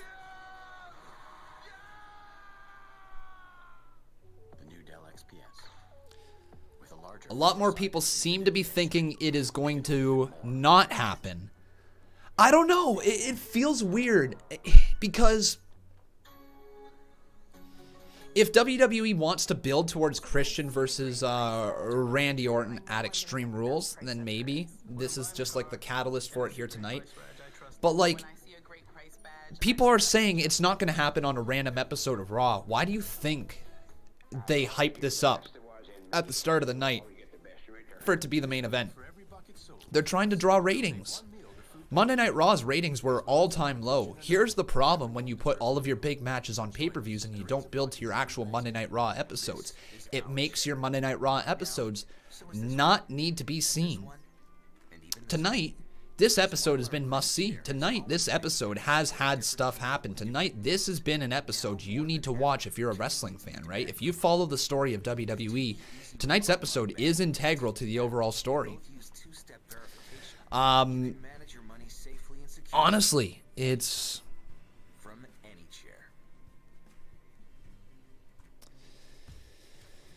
It has been important, and it's going to help with the ratings, I believe, in the long run.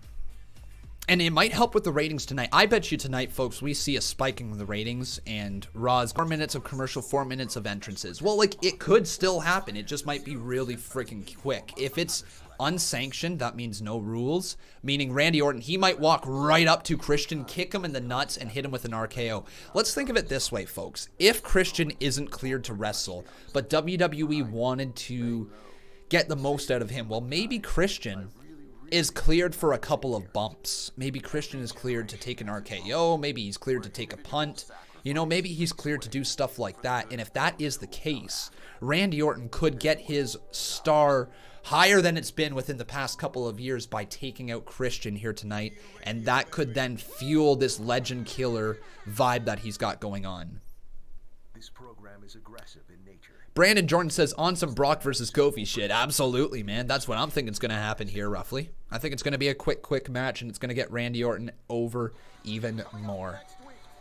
Sasha Banks and Bayley retain their tag team titles this Wednesday on NXT. Then they will have another defense on Monday Night Raw. The Iconics have dethroned Bayley and Banks for the titles before. Will history repeat itself? The Women's Tag Team Championship on the line next week. And also next week. Steve says, and that's the main reason they fired Heyman. They said Vince has been wanting immediate reactions rather than building up other long-term talent. But that's bullshit.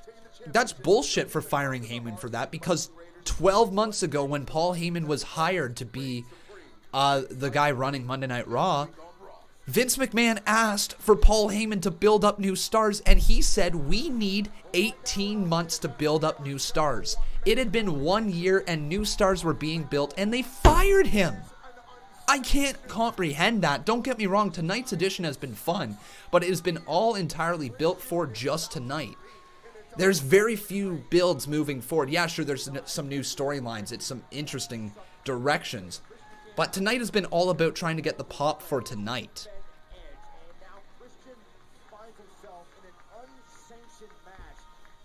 I just don't understand how they could say, okay, you have 18 months to build up new talent and only give him 12. Javier Santana says, Conman, you don't know the actual details. Well, I'm sure you do. I'm sure Javier Santana's got all the answers right here, and I'm sure Javier Santana knows exactly what he's talking about. I'm sure Javier Santana knows exactly that Conman is 150% wrong here, because Conman has not been keeping up to date at all with this whole story. No, Conman is not keeping up to date at all. He's not doing his job. No. Conman is completely uninformed in this situation, and Conman is so wrong. I'm sorry, man. No, that's not the case. I might be a little wrong, but unfortunately, you know, for this whole story here, it has, the details have come out.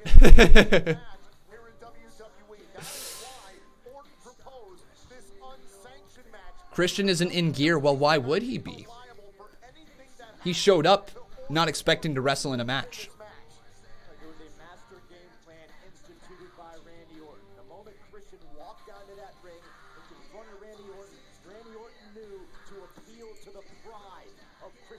I just got called an idiot for keeping up with the rumors. Well, that's going to be the end of him. Thanks, man. Have a nice night. Don't believe everything you read. You're absolutely correct, man. Don't believe everything that you read.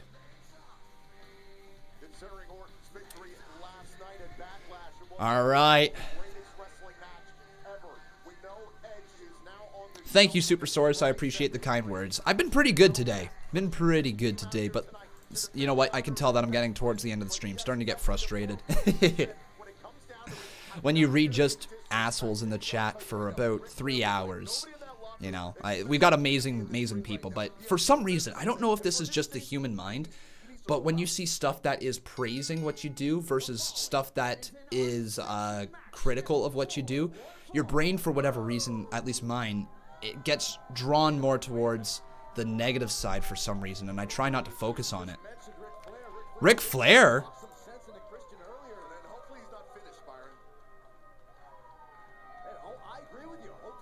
Ric Flair is out here? What?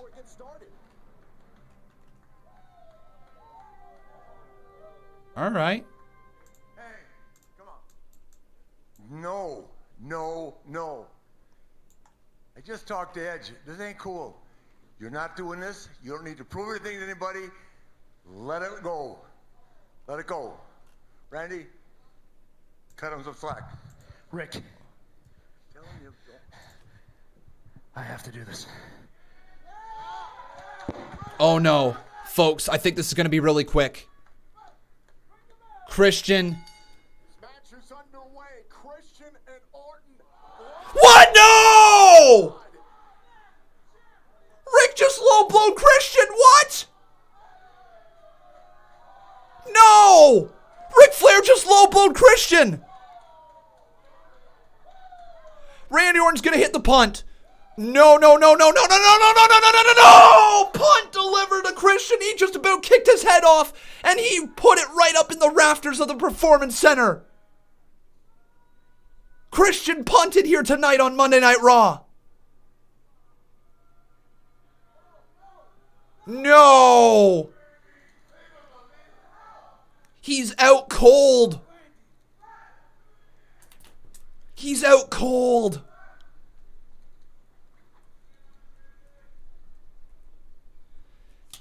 Cradling the broken neck. 1, 2, 3. It's over.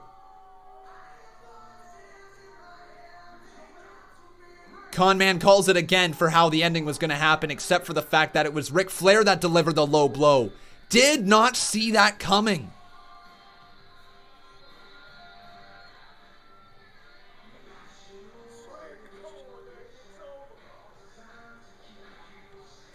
Cradling the head like Dexter Loomis.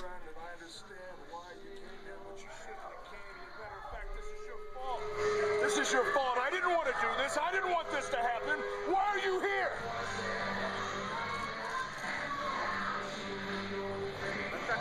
Take care of it. Wow. What a segment. What a segment.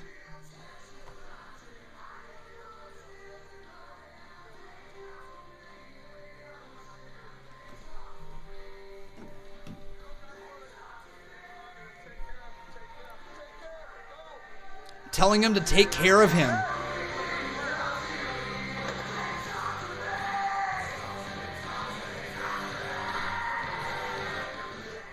So Randy Orton, ladies and gentlemen, has taken Christian out. The stretcher is in here. The neck brace being put on the neck of Christian.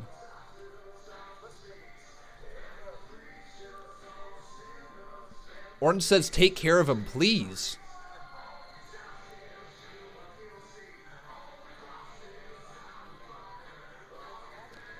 This is an intriguing Randy Orton character, isn't it? Just like me and Edge go way back, but you're here. I didn't want to do this. I finished the last chapter of Edge's redemption. I don't want to finish the last chapter of yours. But I had to. This is your fault. This is your fault. You hear me?